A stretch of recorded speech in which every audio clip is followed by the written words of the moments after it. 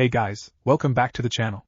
This is a story about what if Naruto gets banished learns magic. Before I start, please support for more amazing content, and do consider subscribing to my channel and share this video with your friends. This is written by Jom666, and link in description and support writer. Let's start the video. So this is how my life is gonna be, thought a blonde-haired blue-eyed boy with whisker-like birthmarks on his cheeks as he stared into the wide open sea on the ship he was on. After all I did for that village, and this is how they repay me. This boy was none other than Naruto Uzumaki, the Jinchuriki of the nine-tailed fox who attacked Konoha 13 years ago but was then sealed by the 4th Hokage to prevent further damage to the village. But in return it damned the boy to a living hell, because for years the boy has been shunned, beaten, chased and sometimes even tortured by cutting him up with knives. All he wanted was recognition, but nobody in the village gave him the time except for a few, and even then it wasn't enough. Once he became a ninja he thought it might prove to them that he was somebody, but for the most part it also wasn't enough, even though he did what the village asked him for. From defending the village against the sand and sound, to retrieving one of the Sannin Tsunade to become the next Hokage, and even to retrieve the traitor Sasuke Uchiha who defected to Orochimaru. After all that, the council decided to banish him for a stupid reason such as hurting the last Uchiha, and using the Kyuubi's power, and it's because of that he was in this situation right now.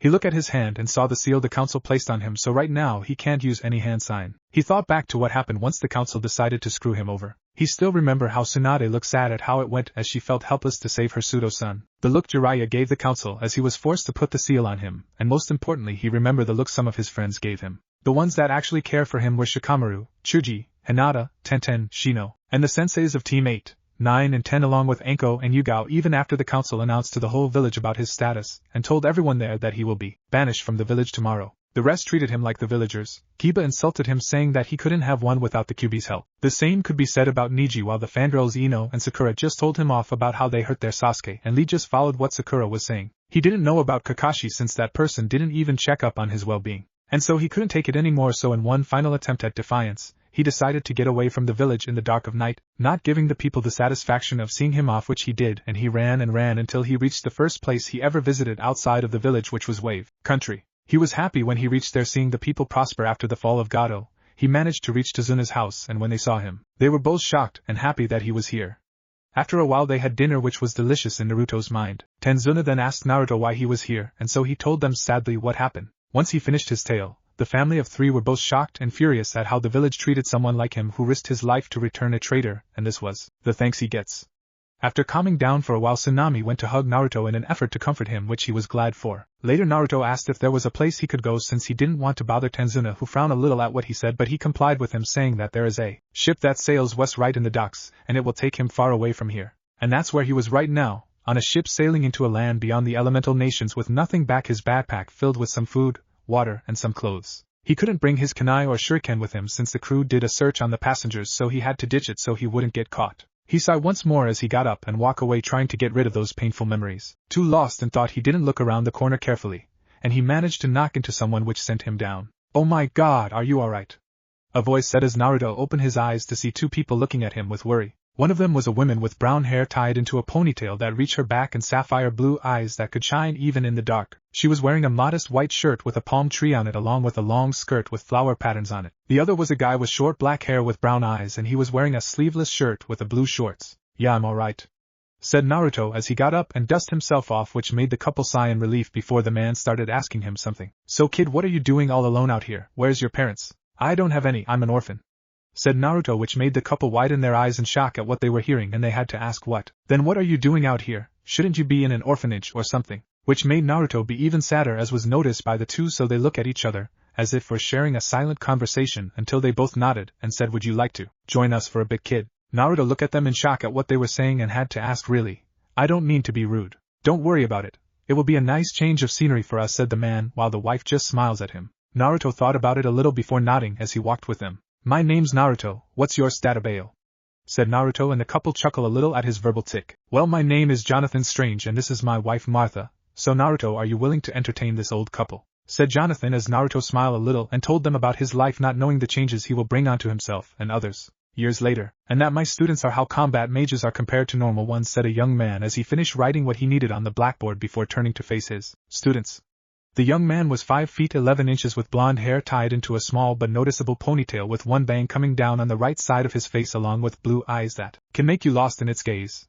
His attire was a black coat with red markings and gold trimmings, while on his neck was a golden amulet. Said class wasn't normal by any means. No, every single one of the students here were the children of every hero on Earth, along with some of the mutants that was from the Xavier's mansion, since the school was built along it, which was sponsored by Reed Richards of the Fantastic Four, Tony Stark of the Avengers, and of course Charles Xavier of the X-Men. The blonde looked on in his class with a small smile on his face as he saw his class with some clearly interested while some were looking interested in it before he continued. Pissed, hey Azari, why do we even need to know this stuff anyway? Almost none of could use magic anyhow, said a redhead Caucasian male wearing a leather jacket as he talked to an African American who was wearing a sleeveless form-fitting suit with some tattoos on both his shoulders. Because James, we need to understand all of our enemies since half the time our parents here had to face someone of the mystic variety, said Azari towards the now named James. Yeah right, like what all we need to do is just kick their asses like our parents do, said James as he closed his eyes until. And how do you think your parents know how to, as you say, kick their asses, Mr. Rogers? Said a voice full of mirth, which made James open his eyes to see that he was in front of the class on the teacher's chair while the teacher was on his desk, shocking some of the people there while James was mimicking a fish at the moment before the teacher continued.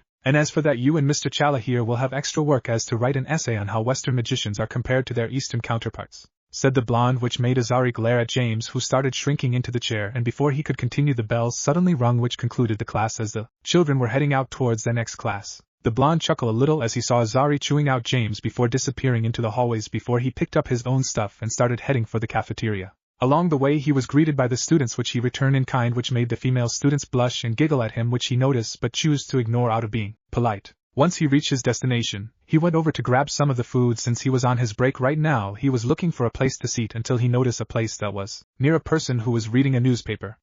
Smirking, he decided to sit next to one of his fellow colleagues. Hello Hank, how've this day been working out for you?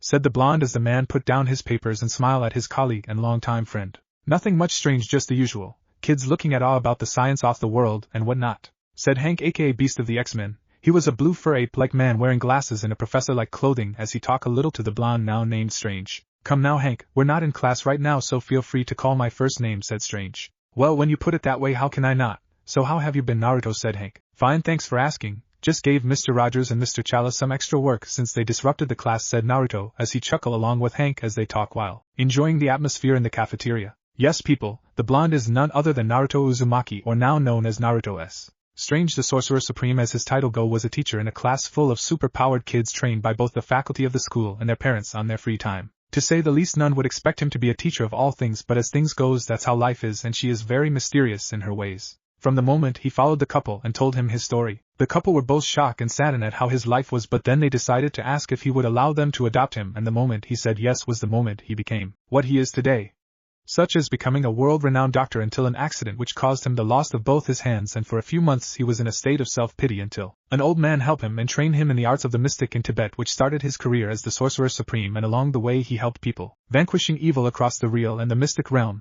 He even found love in somewhat odd situations sometimes, but that's a story for later on. I'm sure they enjoy the extra load, don't you think, said Hank with a voice full of mirth, and before they could continue the cafeteria was slowly piling up with students rushing in to get in line, with some using their powers to get the food. The scene was quite funny for Naruto and Hank as they saw the students trying to get the food before it ran out. Deciding to help the workers out, Naruto waved his hands a little as it glows, and suddenly all the students were floating up a few feet into the air before they were gently placed down in an orderly fashion, which made them wide-eyed and confused a little before they heard some chuckling, and all turned towards the voice which they saw were Naruto and Hank, who had smiles on their faces. As much as I would like to see you all fighting for the food, I would suggest you give the workers some breathing room so they wouldn't have to hide under the table, said Naruto as the workers slowly come up from their places and gave their thanks to him, who waved it off as he used his magic once more to levitate a piece of pie to him, which earned him some glare from the students, which he shrugged his shoulders, earning a laugh from Hank. Before anyone could continue what they were doing, a shouting match had occurred, and all of them turned to see Noriko aka Surge of the New Mutants arguing with Julian aka Hellion of the Hellions.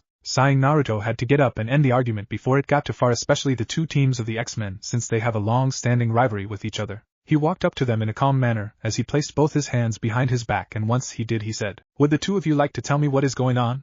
Both of them stopped for a moment to see Naruto standing there, which made them wonder when he got here. "Well, I'm waiting. Well, during training Logan decided to mix things up by pairing us by way of lots, and I got him. Once it started, he didn't even bother to check or help me when I needed it, and now he is blaming me that we failed," said Noriko. "I blame you since you didn't even follow my lead, and since you were doing so well I did my own thing since I don't need you dragging me down," said Julian cockily, and with that Noriko started generating electricity on her gloves while Julian got into a battle stance ready to fight, but before they could do anything. "Enough," said Naruto with a voice full of authority, which made them recoil a little in shock before Naruto continued. I gave the idea to Logan since I've noticed most of you got way too comfortable with your own team, so I propose that they should mix up who got who as partners or teammates, since, if you go out and fight evil, sometimes you might not get all your team, or if one should replace your members should one of you is unavailable, you can integrate with each other better when faced in combat, so you better get used to it soon. Yeah, and why should we?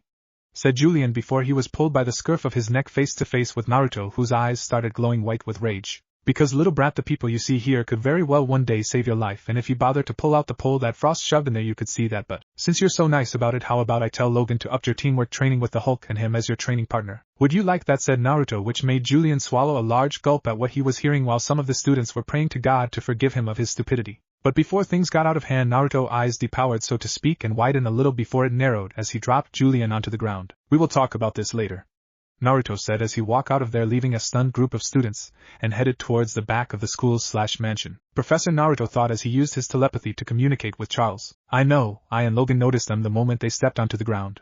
I've managed to stop Logan from engaging them because this is your business, but if they get too close then you know what happens, thought Charles. Don't worry, and if they do, tell Logan don't hold back, especially the brooding one, thought Naruto with eyes full of determination as he headed towards the intruders. Nearby forest behind the school. Are you sure he's here? Said a pink-haired woman with a forehead the size of a signboard. Yes, he's here, my contact did say he was teaching students here.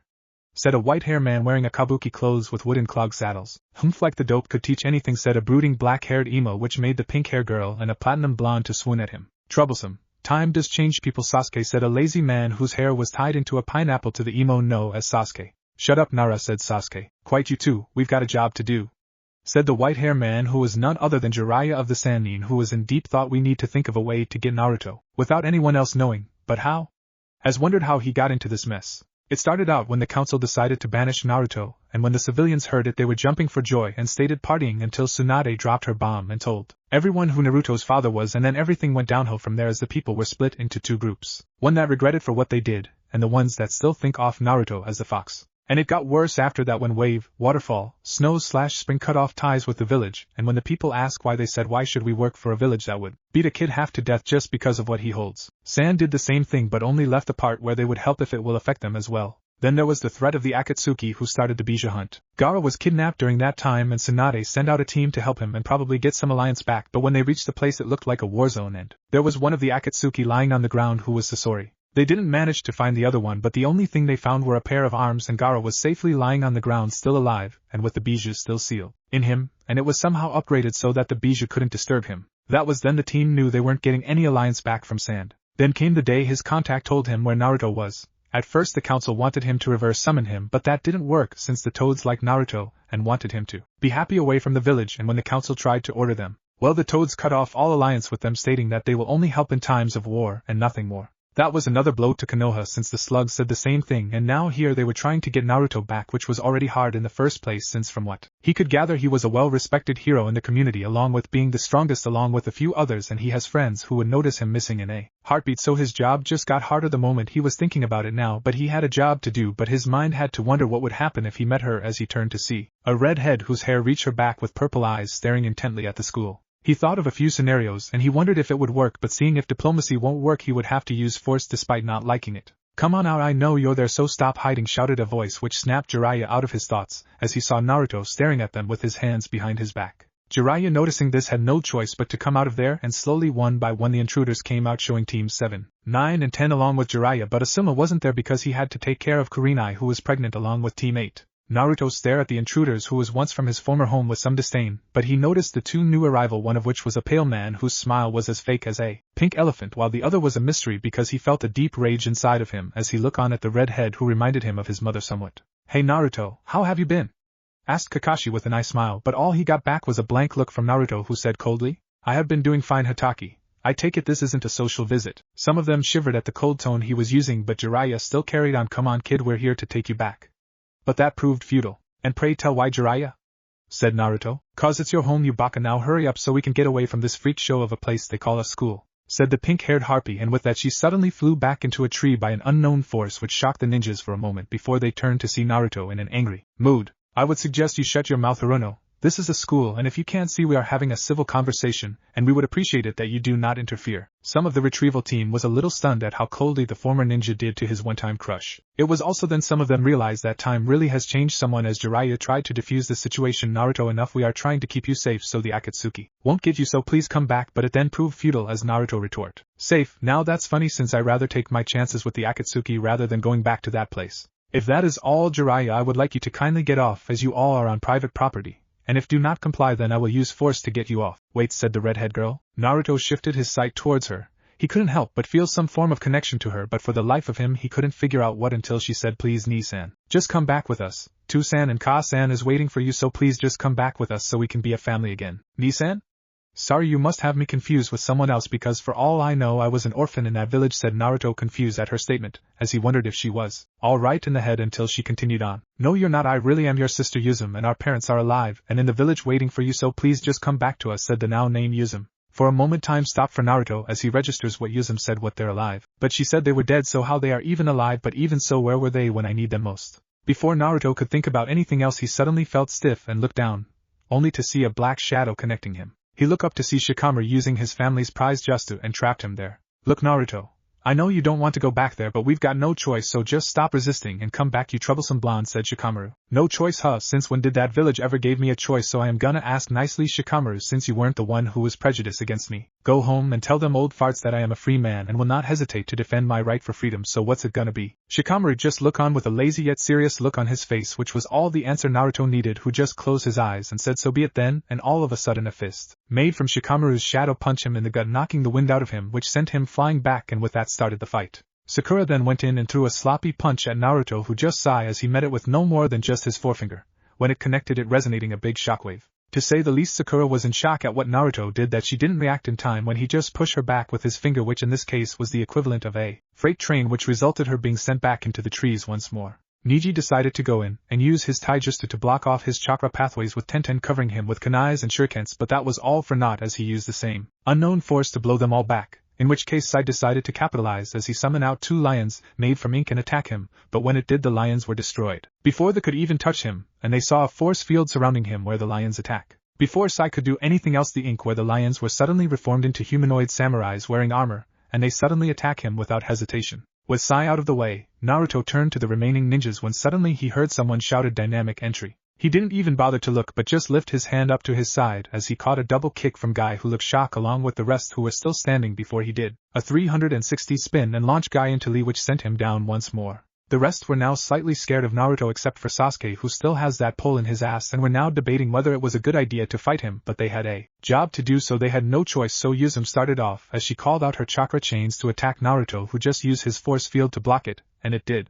Chuji followed it up as he used a partial expansion just to grow his hand and then sent it straight for the force field, which made another big shockwave, but to their surprise and shock, the force field didn't even budge. He tried it again, but this time he lifted it up and was about to slam it down like one would to a bug. Naruto still looked impassive at what he was doing, so all he did was lift up one of his hand, which was impacted by Chuji's huge hand and created another shockwave, but this time kicking up some dirt. Everyone there thought it was the end until they saw the dust clear and was shocked to see Naruto holding Chuji's huge hand like it was nothing, but that didn't deter them as Sasuke quickly went in with the Chitauri in hand ready to strike. Some of them shouted out to him, but it was for naught as Sasuke was about to stab Naruto, but then he got an even more shock as his Chitauri phased through him like it was nothing, which now caused him to stumble and fall face first onto the ground. Sasuke managed to get up, only to see Naruto pushing Chuji's entire arm back, which sent him flying like the rest back into the forest. Naruto turned his head slightly so only part of his face was seen by Sasuke. So team, how does it feel to be the villager's boy toy since I got your sorry ass back? Said Naruto in a tone which infuriated Sasuke as he thought he was looking down on him, which caused him to take out his sword and charge at Naruto. He went for an overhead slash, but he got a huge shock as Naruto just blocked it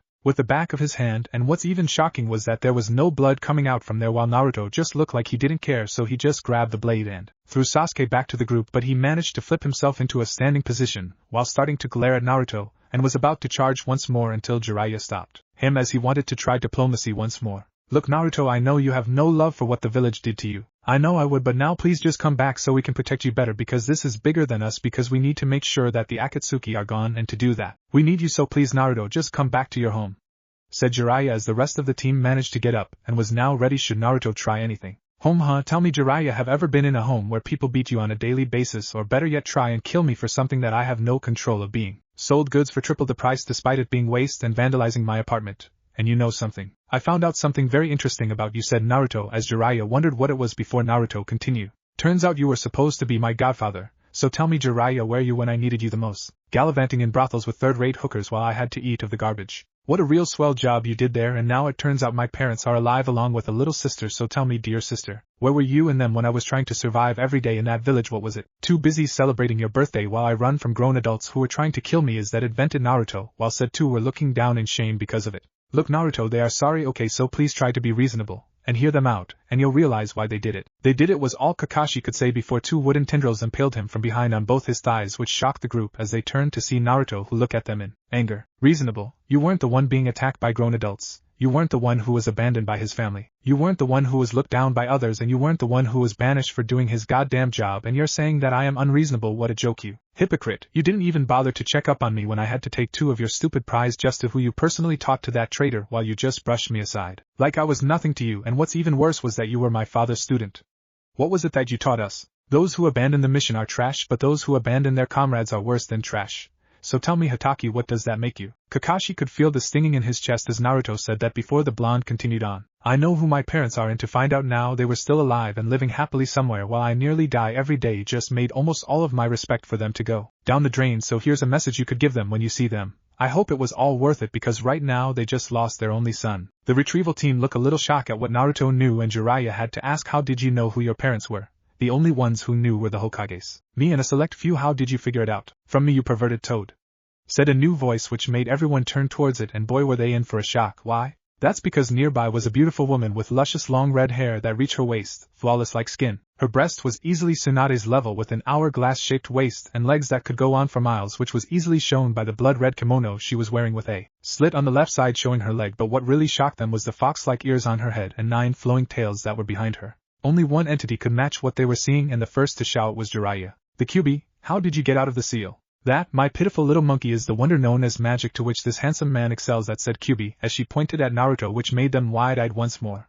Naruto, are you out of your mind? She is a pure evil entity. We have to seal her quickly before something happens, was all Jiraiya said before a pillar made of earth slammed into his gut. Be silent, Jiraiya. She has helped me more times than I could count, so of course I would set her free, and the fact that she has her own mind and not some mindless beast just shows how pathetic Konoha really is, said Naruto coldly as he slowly raised his magic powers. Like we care was it is because it, and you are Konoha's property, and if you stop kidding yourself you can see you are still the same loser as before, sneered Sakura, and that was the last thing she said before suddenly a massive amount of Ki was aimed at them, which made them fell to their knees gasping for breath. Somehow they managed to look back to see eyes who held nothing but pure rage staring down at them before he levitated into the air as the skies darken. The winds howl and the earth shakes along with thunder raging across the skies as Naruto looked down at the people from his former home. He felt pity for some of them as they held nothing against him, but he knew he had to fight because he was not going to let what he had struggled to do go away for a place that would kill him at a moment notice. No. He had too much to live for out here, so with a wave of both his hands that glowed brightly he looked at them and said, you will not take me back to that wretched place, but don't worry, I won't kill you because you are gonna tell those fools this. I am a man of free will ready to fight for what is my right, so if you bring 1,000 men to confront me I will guarantee that they will be laid bruised and broken before you, for I am Naruto S.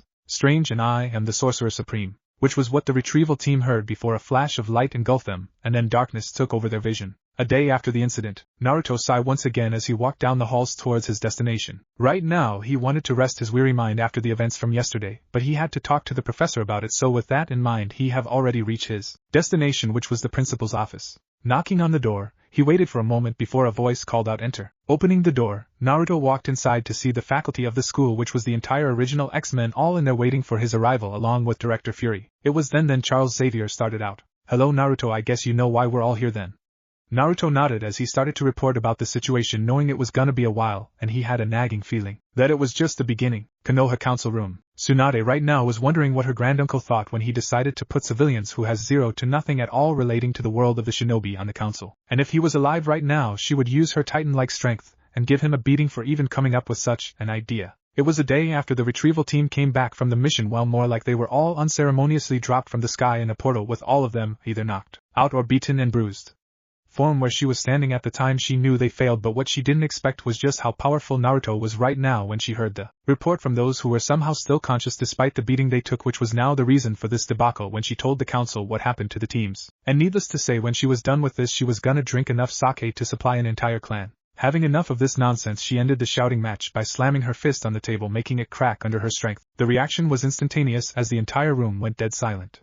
Seeing this as her moment, Tsunade started to talk. Now that we are all quiet and calm, I would like to speak. Now I have listened what you have suggested, and my decision is to ignore everything you say because quite frankly it is idiotic and downright suicidal as of this moment. As soon as she said that, the civilian council erupted once more based on pure stupidity. Have you lost your mind? The demon is free, we have to kill it. Hokage-sama, you have got to send our forces before they— Enough! The council wisely shut up for the moment as Tsunade started leaking out ki, which is making them shiver in fear. Seeing as she wasn't gonna be interrupted, she continued. If you stupid idiots have not banished him in the first place, then we would not be in this situation right now. Or have you all forgotten what happened just a week after you idiots, in all of your infinite wisdom, decided to do it?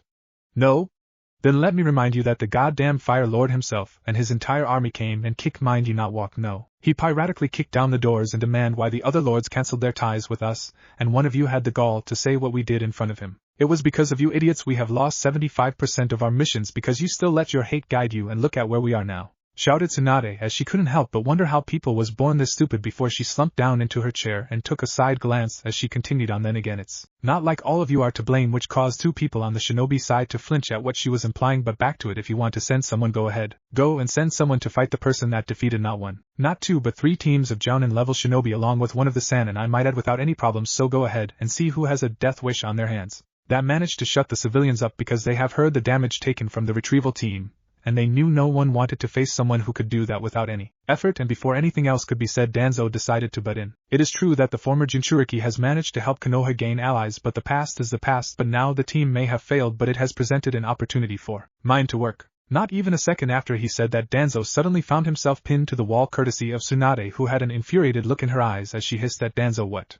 did you do? Danzo, unfazed by his predicament, said calmly what should have been done. The former Jinchuriki has children at where he works. Children that can be used as leverage, and from what we know they could have a bloodlines that will be useful to us so that we could use them as— Danzo didn't even finish that sentence as Tsunade slugged him right in the face, which shocked the people there, but before they could say anything, Tsunade then reprimanded him. Have you lost your mind? The brat will go to hell itself to save those he cares about, and you have done, and do must all at this rate. Right now I have half a mind to drag your sorry ass to the brat's feet and beg him to not doom our village further thanks to you. What have you got to say for yourself? Before Danzo could answer anything else, the entire council room was floored with ki that made the shinobi there drop to their knees, while the civilian side started to have heart attacks. And then suddenly an Anbu came into the room quickly and bowed to the Hokage despite him also being affected by the ki, and said, Hokage-sama, there is someone at the gates here to see you, and he has requested that you meet him at the gates. Before anyone could said anything, the Anbu continued on, and Hokage-sama, that person is Naruto Uzumaki. That was enough for Tsunade to know that shit really hit the fan as she and the shinobi council quickly headed for the gates, not caring for the civilian council who was now having a heart attack. An hour ago, Xavier's office. I see, this is quite troubling news, said Xavier as he intertwined his fingers while leaning slightly forward. After Naruto described what happened yesterday, he was sure that it might not be the last he's seen of these shinobi from beyond the veil. He then turned to Fury, who was also deep in thought before he started. Well, since this is your situation, I am inclined to have you go about your way of doing it, but for the most part one don't think they will stop at just this, so what I will do is increase security at the ports so they don't give us any more surprises. Scott then added his 2 cents in, and will try to be more vigilante so that they won't try anything to the students. With the rest of the team agreeing, Naruto felt a weight taken off his shoulders after hearing that. He thought he might have to do something he might regret in his life, and before he could say anything else, Logan sniffed the air a little before widening his eyes as he barked out, we've got 2 incoming and they're coming in fast. Where are they heading?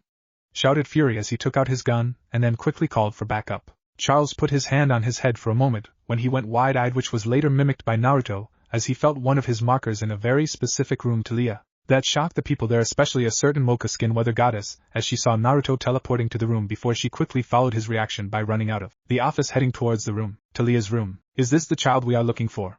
Said an emotionless voice of a shadowy figure. The figure in front of him just nodded as he held a bundle in front of him. The figure then was about to make some hand signs when suddenly a fist came out of nowhere, slugging him right in the face, which cracked the mask a little as he flew out the window, landing on the outside. The other one had no time to react as the bundle he held was gone from his grasp, and it was his turn to be thrown out of the room. Outside, the 2 that was thrown out of the room quickly got up and tried to get away when one of them was shot by a red laser beam that sent him flying a few feet. The other managed to dodge it by jumping, but he wasn't prepared from being pushed back by an unknown force. The second figure got up quicker, but only to narrowly dodge a swipe from 3 metal claws that was gonna bisect him if he didn't move. He landed near his partner, who shakily got up and was now surveying the situation, which was not good in their opinion, as the entire X-Men got ready, along with the fact that some aircraft was heading towards them if the sounds they were hearing was correct. They knew that was it for them, but before they could even attempt their suicide seals, the two suddenly went stiff and unable to move when all of a sudden a voice was heard in their minds. Normally I would not go to such methods as this, but you have trespassed on our grounds, and from what I have gathered in your mind right now, I am very inclined to turn you into nothing more than a vegetable with a never-ending nightmare, but that is not up to me to decide but him. The two was slightly confused until they felt a giant wave of Ki directed at them, and when both of them turned, they saw Naruto calmly walking towards them, but the way they saw his body tense, it was not calm at all, as they saw a visage of the Shinigami right behind him, which made unable to utter a word as Naruto got closer to them, as his eyes glowed purple. He looked at it too with a calculating eye, and it seems to the two that they were there for hours instead of a mere few seconds, until Naruto turned his back on them walking away. But he stopped momentarily near Logan as he said two words that will make his day. No mercy. The Wolverine gave a thumbs up towards Naruto before turning back to the two and gave a savage grin, which Charles got the message as he let the two go, and the last thing those two saw was Logan plunging his claws right into their shoulders before dragging them into the forest, where the cries of agony was never answered by anybody. With Naruto walked him back to Talia's room to see Ororo holding a bundle in her hands as she gently rocked it while cooing at who was inside of it. This was the scene he saw as he walked towards her, and then gently wrapped his arms around her waist, which made her lean into his chest, and she sighed sadly, knowing what he was gonna do. I know what you're gonna do, but I want you to swear to come back safe or else.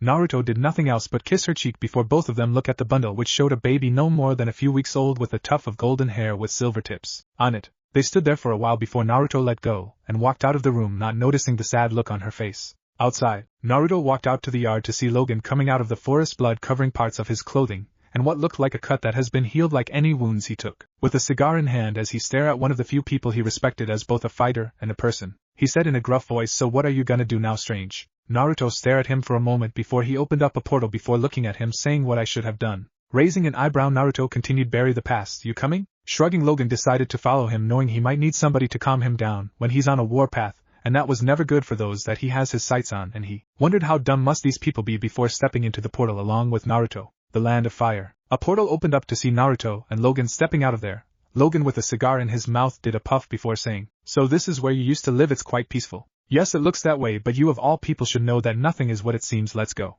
stated Naruto before he teleported him and Logan in front of Konoha. Once there, he managed to scare the crap of the Chunin there, who immediately recognized him, and was about to say something when suddenly Naruto flared his ki that swept the entire village, and the Chunin guarding there was now on the ground trying to breathe properly, as they have never felt such hatred from somebody, and if they weren't scared now, then this would, as Naruto said coldly. "Tell the Hokage that Naruto Uzumaki wished to meet her here, and I am not gonna take anything less than that, so I would suggest you get to it, as my patience is wearing thin right now." That was all it took, as a hidden A and B quickly dash off to inform what has happened, which leaves Naruto, who is still leaking out Ki, along with Logan, who somehow wasn't affected by it, with the gate guards and the hidden A and B who are trying not to go into shock because of the Ki emitted by the blonde. "Well, that's one way to make an entrance. What are you gonna do when they get here?" asked Logan, but all he got was silence as Naruto glared at what was once his home while still leaking out his Ki, which made the shinobi there wonder how did the guy next to him manage to stay unaffected by it. It didn't take long as the Hokage, along with the shinobi council and the advisor, to appear in a shunshin to see Naruto standing there glaring at them, which made them shiver at how cold his eyes were.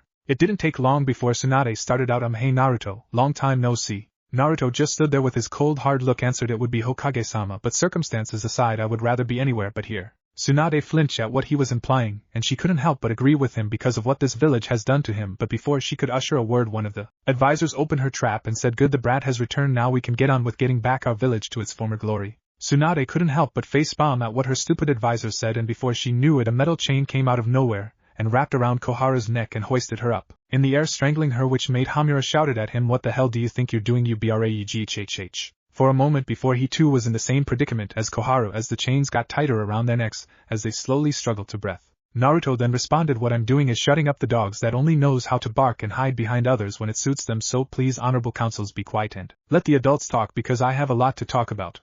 Before he loosened the grip on their neck, thus allowing them to breathe, but he still kept them suspended in mid-air. There was a tense silence as the shinobi there were twitching ready to fight at a moment's notice as they saw what Naruto did. After a while Tsunade spoke again, "Listen Naruto, we did what we have to do, but I assure you that..." Naruto raised one of his hand up in a gesture before talking, "Don't be, I may not like it, but I understand why you sent them to try and get me back, but I am not here because of that. No, I am here because your advisors see fit to kidnap a child barely able to walk and wanted to turn her into a mindless slave, so no Tsunade, I am not here for you. I am here to take his head and mount it on my wall." as he pointed at Danzo, who had an impassive face on, but inwardly he cursed as his root failed the mission, as he said, impassively, "Hump, you think you can harm me, boy? You attack me and we will have probable cause to kill you on sight, so make no mistake, you can do nothing, so I suggest you make the smart choice and return to being our weapon." That statement made some of the people there glare at Danzo, who wasn't fazed by it, and Naruto just stare at him impassively when all of a sudden Danzo found his bandage eye being stabbed by Naruto's thumb. It took a few seconds for Danzo to feel it before he screamed at the pain he received by Naruto, who barely even gave a care in the world as he dug his thumb deeper into Danzo's eye. Smart choice? Don't make me laugh, I would rather be in hell than this cesspool of a village. Besides, what makes you think you are untouchable, Danzo? Said Naruto as he looked at Danzo with eyes full of mirth, which infuriated Danzo as he felt he was being looked down upon, so he shouted out, "Root!" With that, a squad of root niins descended and surround Naruto, who barely bat an eye at them before talking once more. "Cute, you think your lapdogs could save you right now, but sorry to say that you've made one fatal error when it comes to me." Naruto dug deeper some more, eliciting a groan from Danzo as he leaned into his ear and whispered, "I am unpredictable," and without warning Naruto then released a giant wave of his magic that practically could have been felt throughout the land of fire. The shinobi there quickly got into their stance when the pulse was sent, but then a while later they realized that nothing happened, which confused them a little, when suddenly a scream was heard and everyone there turned to see one of the root holding his head as he screamed to the heavens, which was then followed by his comrades as they held their head and screamed in pain until all of them dropped one by one onto the ground dead. Tsunade quickly checked for a pulse on one of them, only to find none, which shocked not only her but the rest of the people there too, especially Danzo, whose lone eye widened at how his bodyguards were killed without being touched before he heard chuckling and turned to see Naruto smiling at him as if mocking his futile attempts at resistance. Naruto then said, "You see, Danzo, for all your behind-the-scenes work and other unsavory acts, you forgot the one thing that is required to be a leader. Both brains and brawn, and you, my crippled little friend, don't have either. See, when I was training with my master in the mystics arts, he gave me a book of seals which was given to him as a gift by my ancestors when he was young, as he visited the elemental nations, and he had no one who could pass on this art until I came along. At first I thought it won't be much, and I humored him into reading it, but as time goes by I found myself enchanted by it because of its limitless use, and so from there I learned and studied about all manner of seals inside the book, which later I realized that I could incorporate it with magic. So suffice to say, Danzo, your knowledge of seals, compared to mine, is that of a pond to the ocean itself, and all I need is to see the writings of your seals, and voila, counteract for it, which was provided by the two you've sent to kidnap the children when I use my vision to see through their mask, and I already figured that it uses your specific chakra signature to activate it, so it was quite simple really, and don't bother wondering, every root-ins that you have is dead right now, well except for the one with the retrieval teams, but even so I don't think you will do anything to him sometime soon." That itself shocked the people there at how proficient Naruto was at the sealing arts, which made them wonder just how powerful Naruto is, and before anyone knew it, a portal decided to open up, and from it came out another Naruto, which made most of them wonder, when did he create a clone? The clone that they saw was holding some sort of folder in his hands, which Danzo recognized immediately as the clone stood next to the original, and handed him the folder, which Naruto accepted it with his free hand before the clone shimmered out of existence. "Clones, don't you just love them?" said Naruto playfully as he waved the folder for all to see before continuing, "You see, Danzo, what I have here is all of your dirty little secrets that you have over the years, and do you know what that means? What it means is that you are now exposed, and because of it I am within my rights, seeing as some of them are meant to use me as a weapon like you say, but I digress. So to make things short, you are now a man without an army, a base, and right now a dead man." Danzo's eyes widened once more at what Naruto was implying, but before he could utter a word Naruto took his thumb out of his eye and walked away, which confused him until suddenly his body suddenly combusted into flames, and it took a moment before he could register it, and when he did he screamed out in pain as the flames burned into him. Naruto didn't even bother to look at Danzo, who cursed and screamed at the blonde who was wiping the blood from his thumb with a handkerchief, while the ANBU there tried to put out the flames, but to no avail, as it didn't relent to the jutsus they used, and everyone there was forced to watch somebody burn right in front of their very eyes. Koharu and Hamura look on in shock from their positions as they watched Danzo being burned by Naruto before their very eyes, and right now they were sweating as they have now lost a significant amount of power they hold, and if what Naruto holding was real then they could be killed on sight just by ignoring it. They were now in deep shit, and both them and Naruto realized this as he stood right in front of them with an evil smirk on his face. "Now what should I do to you two hags?"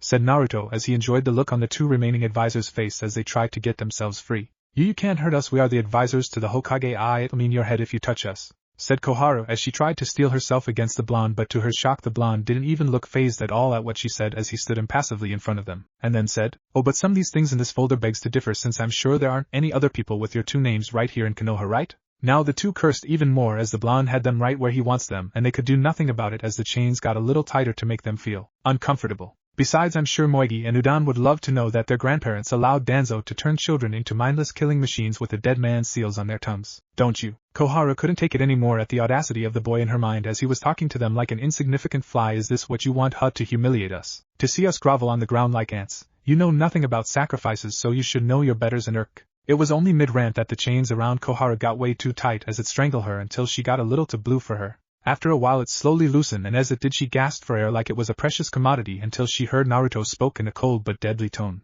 Sacrifice, huh? You say that I don't know what it means, don't make me laugh. I am a living example on what sacrifice means. Living on the street since I was 5, being chased by grown men and women just because they can't tell the difference between a scroll and a kunai, sold rotten food at triple the price, beaten, stabbed, poisoned. So go ahead, you hypocrite, tell me, what did you have to sacrifice him? Because as far as I'm concerned, you didn't bear a burden made by your own family who left you to fend for yourself. You didn't have everyone alienate you because of that burden, and you sure as hell didn't have someone you could count on as a grandfather figure lie in your very face every time you ask why people hate you or who your family is for that matter. So yes, seeing people like you grovel at my feet is what I always wanted to see, even though I have half a mind just to kill you all, but I won't. Seeing it'll make me stoop to your level, so I'm just gonna let you go with a warning this time. Cross me again and my face will be the last thing you will ever see. You got me. The two could only nod fearfully at how much Ki Naruto was releasing, and with that Naruto dispelled the chains, causing them to drop unceremoniously onto the ground before spinning on the ball of his heel and started to walk away until a voice came out from the crowd. Naruto, wait. Naruto stopped for a moment and turned his head a little to see a red head coming out from the crowd, and all he felt towards her were a mart of emotions from slight happiness to pure anger at her and her husband.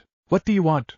Said Naruto in a tone that made the redhead flinch at, but she pressed on. Listen, Naruto, I know what you are feeling, right, but I want you to come back to us, to your family, so we can be together again. I know we got some explaining to do, but just... Naruto held up his hand once more with his back to her and said, family, an interesting choice of words. So tell me, mother, did you even feel anything knowing your husband damn his own child and leaving him into this hellhole, or the fact that you choose to ignore me just so you could train a jailer to keep me in line? How did you even wonder what was going on in my life, or were you too busy living yours? Kushina couldn't help but have tears in her eyes at what Naruto was implying as she dropped to the ground and started to sob, who was then comforted by a blonde as he got out from the crowd. Kneeling close to her, he rubbed her back in an attempt to comfort her because of what their son has implied to her. He turned to Naruto and said, look, I know you are upset, but please understand why we did.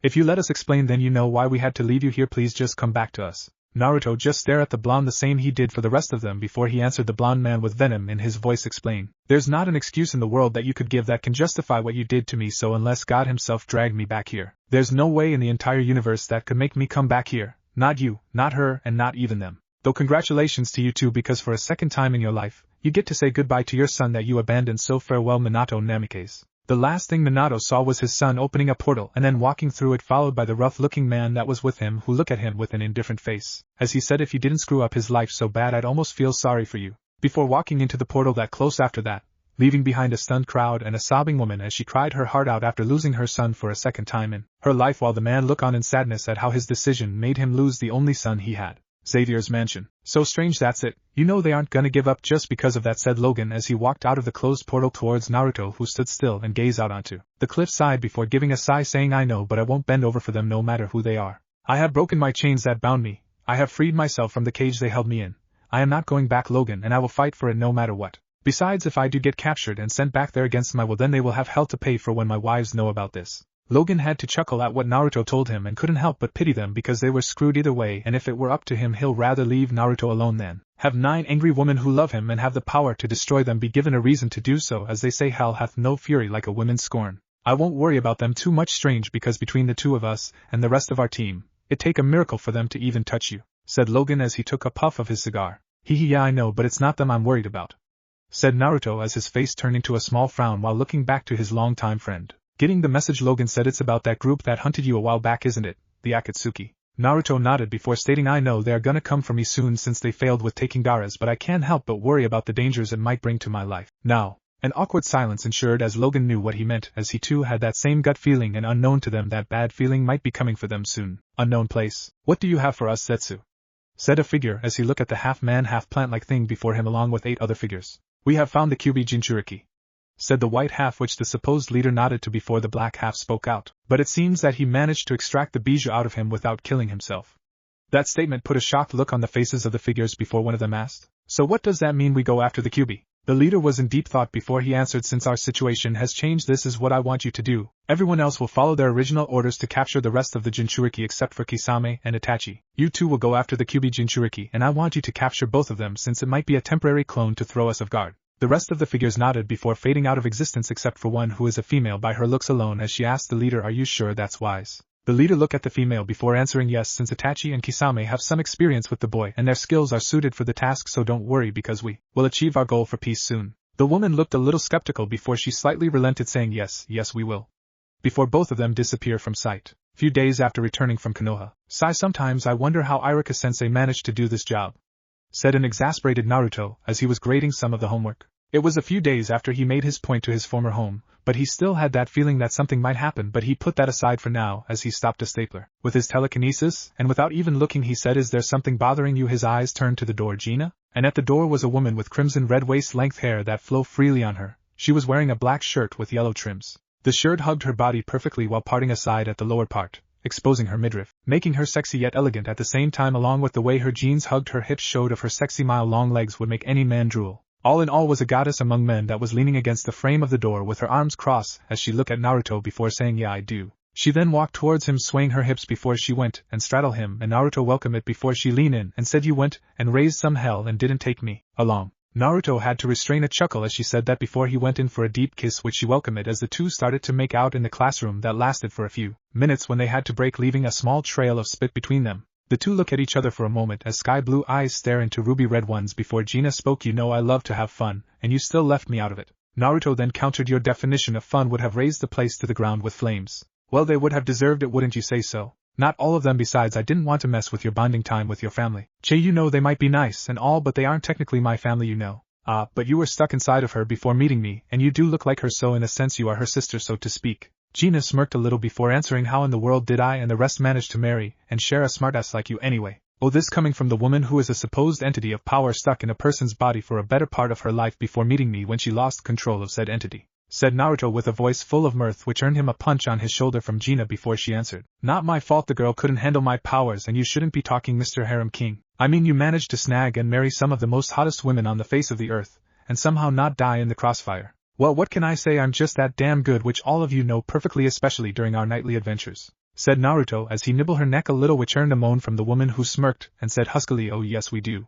Before they could go any further, Naruto then sensed a presence at the front of the gates, which he groaned at recognizing it, forcing him to gently get the woman off him, which she pouted at and then followed him as they walked out of the classroom, and nearly bumping into someone, if it weren't for the fact that said person just passed through them like they weren't there. "Oh, strange. Like there's some people at the gates saying they know you, and Logan is totally on edge, so Mr. Xavier told me like to get you," said the person, who is a petite female, whose brown hair was tied into a ponytail. Naruto then answered her, "Thanks Kitty, I'm gonna greet them now, but shouldn't you be having a class right now?" Kitty then gasped before running off, waving the two goodbye as she head to somewhere, which made Naruto chuckle at her antics before the two went towards the gates. "At the gates? Che, why do we even need to get the loser anyway? If he doesn't want to come back, I say good riddance," said a young man with spiky brown hair with what looked like two tribal marks on both his cheeks. Beside him was a big white dog who had to shake its head at his master's antics before another voice spoke out in a monotone. "Because Kiba the Hokage has ordered us to do so, and not only that, we need Naruto so that the Akatsuki won't get the Kyuubi. It's only logical that we do so, but we should also try to be civil because I fear just the four of us couldn't do anything should he retaliate violently." Said voice was a male who was wearing a thick jacket with a hoodie along with a pair of dark sunglasses. "Shino is right, Kiba. Hate to say it, but we need Naruto more than he needs us, and even though I would rather let him live his own life and be happy, I'm afraid that our village won't survive that long without him," said a more mature voice as the figure came up to them, showing another guy wearing a bandana with a standard jounin vest, but on his waist was a sash tied to it with the kanji for fire on it. "Asuma-sensei is right, Kiba, but we're here just to talk to him, that's all," said another timid voice as a person stood next to Asuma, who is a female beauty with waist-long hair and a jacket which showed off her figure impressively. "Come on, Hinata, you still have feelings for the dope," said Kiba. "No, Kiba. Yes, at first I had a crush on him, but as time passed I realized that I had a form of hero worship since I always respected his will to fight and never give up. Now I may not have any of those kinds of feelings for him, but I do respect him as a friend. At the least I could say the same to you." Kiba had to restrain a growl as Asuma stared at him intensively when suddenly the gates opened for them to see Naruto and Gina walking towards them, and then promptly stopped right in front of them. An awkward silence ensued until Asuma broke it as he held his hand out and said, "Well, I guess it's good to see you again, Naruto." Naruto on the other hand gave a polite smile as he returned the gesture with a handshake as he said the same could be the same if it weren't for our current situation. He then looked at the team before looking back at Asuma and said, "That's all they sent this time. I slightly insulted." Asuma chuckled a little before saying, "Well, the rest are still in the hospital after the beating you gave them, which I'm surprised some of them could even get up the first time I saw them in that state. Well, I tried to hold back on a few since some of them didn't have anything against me, though I think the Uchiha needs more time to nurse his family jewels if he has any in the first place." joked Naruto, which earned a few snickers among the current team sans one who smirked and made a jab at Naruto. At least the dead last managed to do something good, but other than that just hurry up and come with us already or else. Naruto barely looked at Kiba as he talked to Asuma, which infuriated him as he shouted out, listen to me when I'm talking to you, dope. Again, which was ignored by Naruto as he chat with Asuma about random stuff, and because Kiba was fuming and was about to make a grab at Naruto when suddenly his body went stiff before he suddenly dropped to the ground on all fours, shocking the team. But what happened next made their jaws dropped, as when Kiba spoke, instead of words coming out he started to bark like a dog. Still barking like a dog, Kiba tried to stand up, but instead he stood on his knees while his hands were folded near his chest as he tried to say something, but instead of words, only the sound of his barking was heard. Well, look who it is, a bitch who learned how to actually bark. Hey, that's a good first step, guys. Maybe next time he'll actually learn how to bite, said a smirking Naruto, which was mimicked by Gina as she looked like a predator playing with its prey. Still shell-shocked at what was happening to Kiba, Asuma had to ask, I know I'm gonna regret this for asking, but what did you do to him, and can you stop it now? Naruto did nothing more than feign innocence as he said, what do you mean, Asuma? I mean, isn't Kiba embracing his inner dog, and is now acting like what he should be? The three sweat drop at how Naruto said it while Kiba was still barking in what sounded like a curse before suddenly his eyes went blank and he dropped to the ground, startling his teammates, who went to check on him but found out he was just knocked out, which relived them a bit before they looked back at Naruto, who had an amused smile on his face before saying, well, since the mud has quieted down a bit, how about you guys come in and enjoy some tea I've made? Seeing as they had nothing else better to do, the 3+1 dog carrying an unconscious Kiba made their way into the mansion. A while later we see the 5+1 dog enjoying the scenery as they sip some tea while making small talk while Akamaru was relaxing under the sun. Despite Kiba being out of commission, the team already realized that force would not be the answer, as the fact that if one of them could turn Kiba like that, then who knows what else could they do. After taking another sip of tea, Naruto addressed the current retrieval team. Truthfully, I would have thought that the beating I gave to the last team would tell them to officially back off, not send one more team that's slightly more smaller than the last group. Well, like I told them, I would rather leave you alone and let you live the rest of your life, but since we were ordered to, we more or less got no choice. But don't worry, we be gone by the end of the week if we can't convince you, though the advisors are trying to discreetly find ways to punish you for what you did, but that's under the bridge for now, said Asuma as he went for his pocket only to remind himself that he quit smoking for Kurenai's sake. Naruto had an irritated look on his face as he said, maybe I should have leveled a couple miles of land just to prove my point to those vultures. How they just don't seem to quit, but other than that I see Kurenai has you whipped if you're not smoking right now. Comes with making her pregnant, Naruto, not that you would know anyway, said Asuma, but he and the rest were in for a shock as to what Naruto said next. Oh, but I do, Asuma, since I've got at least 3 kids with one of their mothers and one of my other wives who is working right here in this mansion as a teacher. That really stunned the team, including Akamaru, who heard it with his jaw dropped and his normally close eyes to widen like dinner plates, which was mimicked by the team with Shino's glasses dropping to one side while Asuma stared in shock for a moment before he dropped to his knees as he bowed to Naruto with tears in his eyes, shocking the team once again as he said, please teach me on how you do it.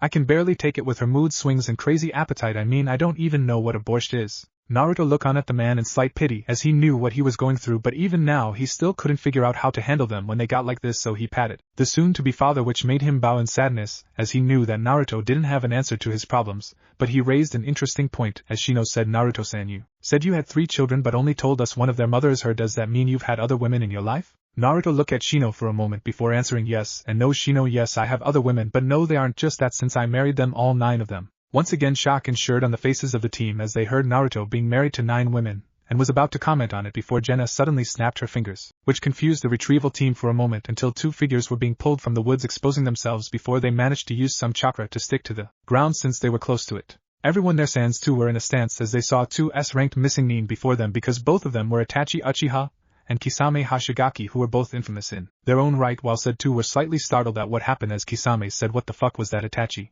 Itachi on the other hand just answered stoically, I am not sure, Kisame, but I wager it has something to do with Naruto, right? Naruto just did nothing more than peacefully sipped his tea with Gina leaning on his shoulders as though the 2 S-ranked nins weren't there in the first place. He then put down the cup and said, maybe Itachi, so I guess you guys want the QB, huh? Itachi just nodded as he spoke, yes, so are you willing to give up? Naruto, our master has plans to ensure world peace. If you do so, please come with us, and the world will not have suffering anymore. Naruto looked at the man as if he'd grown a second head before he calmly stood up and slowly walked towards them while the team tried to call out to him, but it fell on deaf ears as he walked until he was a few feet in front of them with a calm look in his eyes and hands folded behind his back. The 2 were slightly confused for a moment before Naruto spoke out, peace? Is that what they call mind control nowadays? Itachi, you poor fool, sometimes I wonder if stupidity is genetic in the Uchiha family. I mean, come on, 10 S-ranked nins killing people and taking the bijou for world peace. Now that's the biggest hypocritical thing I have ever heard, but I am ranting on. You say that you want the QB, but sorry to say, guys, she's not here at the moment. The two didn't look fazed at what he said as Kisame said, well, since the boss wanted to capture the two of you anyway, I say we take you for now, then the QB would come straight to us.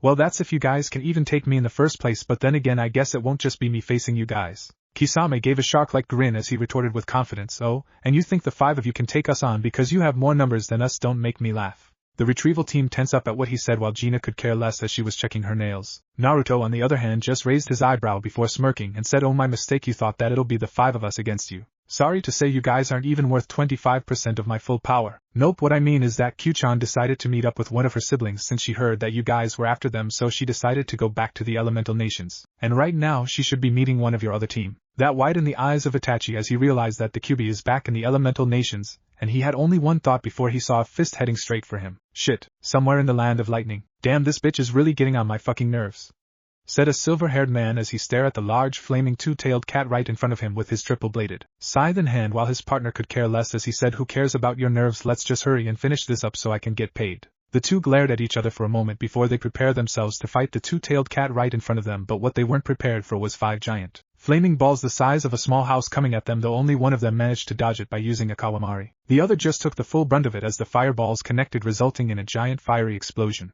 Everyone there was confused on what happened earlier until a voice came out from the flames, what the fuck, who's the fucker that did that? Come out so I can sacrifice you to Jashin, showing that the silver-haired man was alright except for the burn marks on his cloak. The partner of the foul-mouthed person could only shake his head at his partner's antics until a voice broke him out of his thoughts. Well, looks like you managed to survive. Not bad, but sadly for you it just gives me more time to toy with you. All of the people there turned to see Kyubi without her ears and tails leaning against a tree as she played with a small fireball in hand, but what was most surprising was the two-tailed cat as it looked shocked seeing the one person she thought she never see. Hey Nibby, you know that person? Asked the blonde as she projected her thoughts to the cat. Yeah, Yujito, meet my big sister, or as you all know as the Kyubi no Kitsune in the very flesh, said a stunned Nibby who was mimicked by Yujito as she turned to see from her bijou form the strongest bijou standing before them, wondering what she was doing here. Yeah, who the fuck are you, bitch? Said the silver-haired man while his partner got ready to fight off this unknown woman. My such crass language, didn't your mother teach you not to curse in front of a lady, or was she too busy being a whore? Said a smirking Kyubi as she slowly strutted towards the two. The silver-haired man retorted, like you should know, bitch, you probably fucked every motherfucker in the entire village before whoring yourself out to even dirty little shit beggars. Kyubi didn't seem fazed by what he said as she countered, and what would someone like you know? I mean, you probably wouldn't last 5 minutes, unlike my husband who can handle both me and 8 of my sister wives at the same time. I think you know him, but if you don't, then let me show you who I am. With that she showed the two her fox-like ears along with all 9 of her flowing tails. The two men there widened their eyes before the silver-haired man's partner had to say something out loud. Oh fuck. Kyubi just grinned a fox-like grin as she unleashed a giant torrent of flames at the two, kick-starting the fight between the two Akatsuki members and the bijou there. With Naruto, Itachi right now was slightly sweating right now as he saw the scene before him, and right now he was slightly in shock of it despite not showing it outwardly. The team, however, were openly showing it as their jaws dropped and their eyes widened at what they were seeing, while Gina was smirking at their reaction. What made like that, you might ask? Well, currently Naruto is grabbing onto Kisame's sword Samahata, which might not be much right, but in this case Naruto is grabbing it with his bare hand, and from the looks of it he doesn't seem to be struggling. Instead he had a calm look on his face, while Kisame on the other hand was starting to sweat as he tried to pull back Samahata, but it wasn't budging because of the grip Naruto has despite the lack of visible stress on his muscles. Naruto didn't even look fazed at all despite the situation as he stared into the eyes of the Uchiha, which unnerved Itachi a little when all of a sudden he was sent flying back into the forest by an unknown force. Kisame looked to his partner was for a moment before looking back at Naruto, as he wondered what kind of justice did he use just now before he was lightly pushed back, which sent him in the air a good few feet before back flipping himself so he landed on his feet. Landing, he smirked at the rush of adrenaline because of how strong the kid was despite that short clash as he stood up to his full height, grinning at the blonde as he said, not bad. Kid, looks like you learn a few things. In return Naruto grinned at him before saying, oh, I learned more than just a few things, Kisame, allow me to show you just a fraction of it. Before anyone noticed, Naruto created 3 magic circles which fired concentrated light at Kisame in a matter of seconds. Thinking fast, Kisame put up his sword into a makeshift shield, thinking that the sword could absorb what he thought was chakra, but to his surprise the sword didn't absorb it as the attack slammed into it full force, resulting in an explosive destruction that sent Kisame skidding a few feet with some burns on his cloak. Kisame was confused as to why his sword didn't absorb the move which Naruto saw. Then he explained, you see, chakra and magic are in some ways alike, but safe to say both have a unique frequency when being used, so for the most part since your sword is set on chakra, so being exposed to absorb magic right now is more or less a hindrance since it takes time unless the user is a magic wielder, so for the most part Kisame, you're fucked.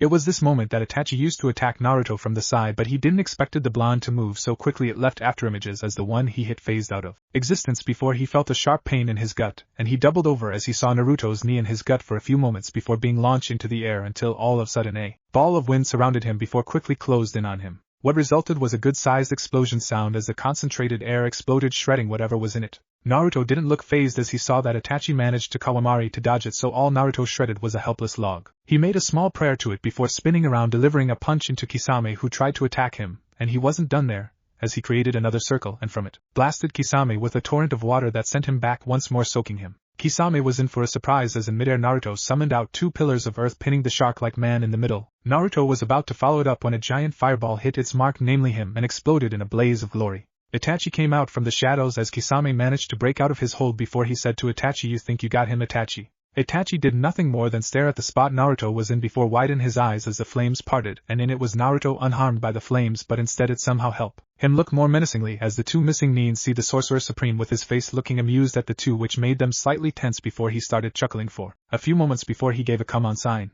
They took it as Kisame went in sword in hand going for a horizontal swing, but Naruto blocked it with his open palm, resulting in a big shockwave, but Kisame didn't seem all too phased as he jumped back for Naruto to see bullet-sized fire balls heading straight for him. To the 2 Nins' surprise, the fire bullets all disappear in wisps, as if being put out by something. They didn't have a moment to think about as Naruto appeared in front of them. Kisame only had enough time to block a punch Naruto sent by. He didn't realize the strength he had as he was sent skidding back once more. Itachi on the other hand managed to jump to avoid it, but suddenly a magic circle appeared beneath him, and from it shot a pillar of fire point blank, and all he could do was block it with his arms. Kisame continued on as he did an upward swing, but Naruto just slightly leaned back, narrowly avoiding it, when suddenly from the pillar of fire a giant orange skeletal fist came through towards Naruto. The retrieval team tried to shout at him, but he didn't care as he smirked while putting up one of his hands to block it, resulting in a giant shockwave. And what surprised everyone there was that Naruto was holding his ground as if the punch from a giant fist did nothing at all, but mostly was Itachi when the smoke dissipated, showing his partial Susanoo while his clothes were burned to tatters, showing his inner clothing. "Almost got me there, Itachi, but too bad, your Susanoo ain't just gonna cut it." With that he crushed the offending hand into pieces, shocking the crowd once more at what he did, but Itachi didn't have that luxury as Naruto retaliated as he summoned a magic circle, and from it came out a giant fist twice the size of Itachi's Susanoo's fist. Seeing no other choice, Itachi used his remaining working arm to block it, but it shattered upon impact, including the ribs that protected him, sending him to the forest once more. Kisame quickly did some hand signs before calling out water style, "Water wave Justu." With it a giant wave of water headed straight for Naruto, who just did a karate chop, and like that the wave parted like the Red Sea, only to see Itachi right in front of him, Sharingan blazing before he muttered one word, "Tsukiyomi, Tsukiyomi world." Naruto now found himself bound to a cross as he saw a blood-red sky along a moon shining above him as he looked in front to see Itachi standing right in front of him, saying in a monotone voice, "Sorry, but you have forced my hand, Naruto. Now I control time here, so you shall be here for 24 hours," was all he could say before he heard some chuckling before it slowly turned into a full-blown laughter, which was made by Naruto that unnerved the Uchiha before it died down as Naruto said, "Oh Itachi, you fool, you think this illusion realm can save you? Sorry to say I am not trapped here with you, but instead you are trapped here with me."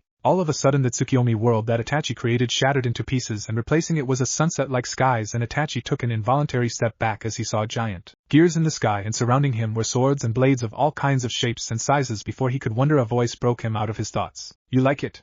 said Naruto. Itachi turned to see the Sorcerer Supreme standing there with his hands behind his back as a small wind fluttered his coat, making him look cool. Seeing his confused look, Naruto continued on. "They say this move was created by a hero that died while trying to reshape the world, but alas, he died before his time. Fortunately he died leaving a legacy to those who hear his stories, and you could say I'm a fan of it, so allow me to show you this move that made that hero famous." Itachi. Naruto then picked up 2 curved swords, with one in white while the other black, showing the yin-yang symbols as the gears that Itachi saw started to turn and move. He tried to dispel it, thinking it was a genjusta, but to no avail as the gears turned even faster, and the smirk on Naruto's face says it all. "Let's go, unlimited blade works." Outside world 5 seconds after Itachi used Tsukiyomi. To the people there it seemed time has stopped, and the team was worried about Naruto after Itachi stood in front of him, and were about to move in until they saw Itachi's body. Suddenly had slash marks appeared on his body as blood sprayed out from it, shocking the people there before he slumped to the ground, not knowing if he was dead or not. Naruto on the other hand didn't even look at him as he calmly walked toward Kisame, who held his sword at the ready at the man in front of him, and like an unknown signal he charged at him. Naruto smirked at what he was doing, so he met his charge with a magic circle in hand as the two were in range. Both of them clashed with a shockwave of epic proportions as the ground they stood caved in and turned into a small crater, and the winds that picked up caused the retrieval team minus Jenna to cover their eyes. Once they did, they saw Naruto's hand stopping Samehada once again in its tracks as Kisame tried to overpower the blonde, but to no avail as he was getting pushed back by the blonde's hidden monster-like strength. It was then his instincts told him to break and dodge, but was a second too late as water-like whips appeared and wrapped around his limbs, before suspending him in midair, making him helpless as Naruto then created lightning that traveled from the whips to Kisame, who had experienced what a lightning rod feels as he was being electrocuted by it, and would have probably died if it weren't for the timely intervention of Itachi, who managed to create a couple of fireballs to burn the water whips holding Kisame. Thought that's to say he didn't have any wounds, as it was implicated as he held his chest area with one arm as the other was limping on his side. His entire body was riddled with slash marks, and on his face he had to close one eye as blood leaked from his head down to his chin. His breathing was also ragged, as it was indicated by how hard he was breathing, which indicates a broken rib or a collapsed lung. All in all, he was fucked up and was now on his last legs. Naruto gave a smirk at seeing the so-called former elite Anbu in his current state before he voiced out, "Wow Itachi, not bad. I half expect you to just run away right now while I was dealing with Sushi Head over here. Then again, he probably has less damage than you, so you need him so you can run off." Itachi couldn't do more than stare at Naruto, and in his mind he wondered if he and Kisame are gonna make it out of here, but before he could finish that thought, someone appeared from a portal, and from it a voice called out, "Fire style, grand fire annihilation." From it was a tide wave of fire heading for Naruto, who looked at it with a raised eyebrow before he materialized something in his hand and cut the wave in half. A blur then managed to grab Kisame and drag him near Itachi, who was looking at none other than Tobi, the new Akatsuki member, right here, ready to get them the hell out of there. But not before Tobi looked at Naruto, who now was leaning on a very familiar Zanbato that Itachi and the somewhat conscious Kisame recognized as the Kubikurabocho, the sword wielded by Zabuza Momochi of the Hidden Mist. Naruto, still holding that smirk, mockingly said, well, look who decided to join the party. I would have thought about dragging your sorry ass out since you decided to play lookout, but I guess you decided to step in now, I see." Tobi didn't respond to the jab as he eyed the former Jinchuriki wearily, because he managed to toy with two S-ranked Misingneens like a jounin would to an academy student, and what's more, he felt like he himself could lose if he went up against him, and that scared him as he needed to finish the plan given to him. And without a word he used his Kemui, and transported them out of there, leaving a stunned group along with a smirking Naruto, who casually dematerialized the Kubikurabocho. "Well, that was rude," said Naruto before he then turned to see a shocked look on the retrieval team minus Kiba and an amused look on Gina's face as the team slowly processed that Naruto, the loudmouth, hyperactive ninja they once knew, just toyed with two S-ranked Misingnen like they were nothing, and from what they could tell he didn't even bother trying before Naruto snapped his fingers, shaking them out of their stupor. "If you guys are done witnessing at the awe of my skills, might I propose we head inside, as I think something amusing might happen." The team blinked for a few moments before following Naruto, who had his arm being looped by Gina as they head into the mansion, only to see an even weirder sight, because the team saw an awoken Kiba beaten and bruised being dragged by his legs by Logan, who abruptly stopped in front of Naruto as he said, in a slightly piss-off voice, "You know this mutt former friend," and I do emphasize on the word former. "Let me guess, he acted tough and tried to be the alpha dog or something like that while you tried your best to ignore him, right?" It wasn't a question, as Naruto still remembered the mindset that Kiba had, and he got his answered as the Wolverine gave a gruff nod before Naruto hummed in mock thought, "Hey Logan, don't you have that danger room session with the new mutants and the Hellions?" Logan nodded, not seeing where he was going with this. "Well, why don't you show them the errors of their ways when they see an arrogant person like, say, the person lying right there, and maybe it might persuade them to actually help work together, and as a bonus you get a new punching bag." Logan looked at the blonde strangely for a moment before raising an eyebrow, saying, "You know, sometimes I wonder if you really are sadistic?" "I can't confirm nor deny that, Logan." Shrugging, Logan muttered a whatever before dragging Kiba to the danger room as the team looked worriedly for their teammate, but Naruto reassured them that he was gonna be okay. But the smirk on his face made them pry for whatever happens to Kiba when suddenly a portal opened up in front of them, making the team tense before they saw the Kyuubi walking out of there as she went and lopped her arms on his left side. The team were tense seeing the Kyuubi, and they quietly wonder how Naruto managed to tame the so-called entity of hate as he casually talked with her. "So how was the trip?" "Oh, it was okay. Upside is that I got to meet my sister again. Downside was the two trying to get her didn't put up much of a fight. I mean, the guy who can't die was a pain, but he didn't have any other skills other than that stabbing himself thing, so all I did was cut off his head and bury him somewhere deep, while the other was just so predictable, sending out his hearts like that, though he gave more of a fight than that foul-mouthed person." Naruto couldn't help but chuckle at Kyuubi's antics as she described her trip, and before anyone could say anything a voice then rang out, "Well, is this a surprise? Got room for one more, love?" Everyone there looked up to see a purple-haired woman with a scar on her left eye looking at Naruto specifically with a hint of playfulness in her eyes. She was currently wearing a purple leotard with a red sash tied to her waist, showing off her sexy body to the world. Naruto on the other hand looked at her with a smile on his face as he said, "Well, of course I do, my fair maiden. All I ask is that you join us in entertaining our guest at the moment." The purplet just smirked as she levitated to the ground before letting Naruto wrap his arm around her waist as the four walked towards somewhere, leaving the team stunned. Before Naruto turned his head a little before saying, "You guys coming or what?" The team looked at each other for a moment before slumping their shoulders in defeat as the four go trying to figure out what was going on before Asuma had a thought as he vaguely heard a feminine scream from somewhere. This is gonna be a long week. Oh, he had no idea, the poor man. Konoha 2 days since the team ate and Asuma left. Konoha, a village that was once hailed as the strongest village in the elemental nations, was in a sad state because the villagers themselves have to struggle just to stay afloat, as it has lost a majority of its missions, and its allies leaving them, and for what some of the villagers wonder if it really was worth it to banish the one they shunned as a demon reincarnated, but none more so than the Uzumaki Namikaze family. What they thought to be a heartfelt reunion turned into nothing more than a nightmare, as the son they left to be entrusted to the villagers and a certain few of their friends turned their back on their child, as after they had returned cries of joys made them feel welcome until they heard mentions of banishing the QB brat. After meeting Tsunade, who wasn't told of their survival, and a tongue lashing from her, she decided to let the parents see what they had done to their firstborn. They didn't even finish 10 of the hundreds of folders she had given to them about his abuse, making them sick and sad to the core that the villagers would do that to him, and the finishing blow was the banishment of their child. It took the combined might of Minato, Jiraiya and Shizen to stop Kushina from massacring the civilian council, and she shouted at Tsunade on why she let it happen. Her answer was a slap to her face and telling her off on why they left him and didn't bother checking up on him, which she then later proceeded to beat the holy hell out of Jiraiya once she figured out that he knew they were alive. It was a hard few years for them, as some of them lost some respect from some of the shinobi, while the civilians who did harm to their child tried to butter up to them, but they ignored them since they only do it once they knew of his heritage, and after those few years was Jiraiya saying he found Naruto. At first Kushina wanted to go with the retrieval team, but Minato told her that they will bring him back, which she nodded to despite the bad feeling in her gut at the time. Her feeling proved right, as nearly the entire team was beaten senseless, and from what she heard right was that Naruto did it all single-handedly, and that the QB escaped. She nearly bolted out of the hospital to save her son, thinking that the QB corrupted him, but that was shot down quickly as Tsunade told her not to rush in until they have some answers. She tried to protest, but a stern glare told her otherwise. It wasn't even a week later when she met her long-lost son once more, and she tried to talk to him. All she got was a cold glare, and what he say made her sunk lower and lower, and she felt her heart shattering to pieces at what he said, and she couldn't find any way to counter because what he said was true, and like that she lost her son, which what could be forever. Right now said woman was walking down the street with a gloomy expression on her face, heading back towards the hospital since Yuzum was being checked out today, and she needed some air after a small meltdown she had after Naruto left. And it took a while before she got back into her groove, and even then she felt sad as she remembered what her son said to her. Despite what he thought, she never wanted to leave him there, but Minato convinced her that he'll be cared for, and she believed him, and now she looked back cursing herself, as she herself knew about how Jinchurikis are treated, and if she traveled back into time she would kick herself for being a fangirl, and now her own flesh and blood wants nothing to do with her. Sighing once more, she headed towards the hospital while praying that her son might forgive her, and also wondering how the team was doing. Savior Mansion. You mean this is a normal day for you?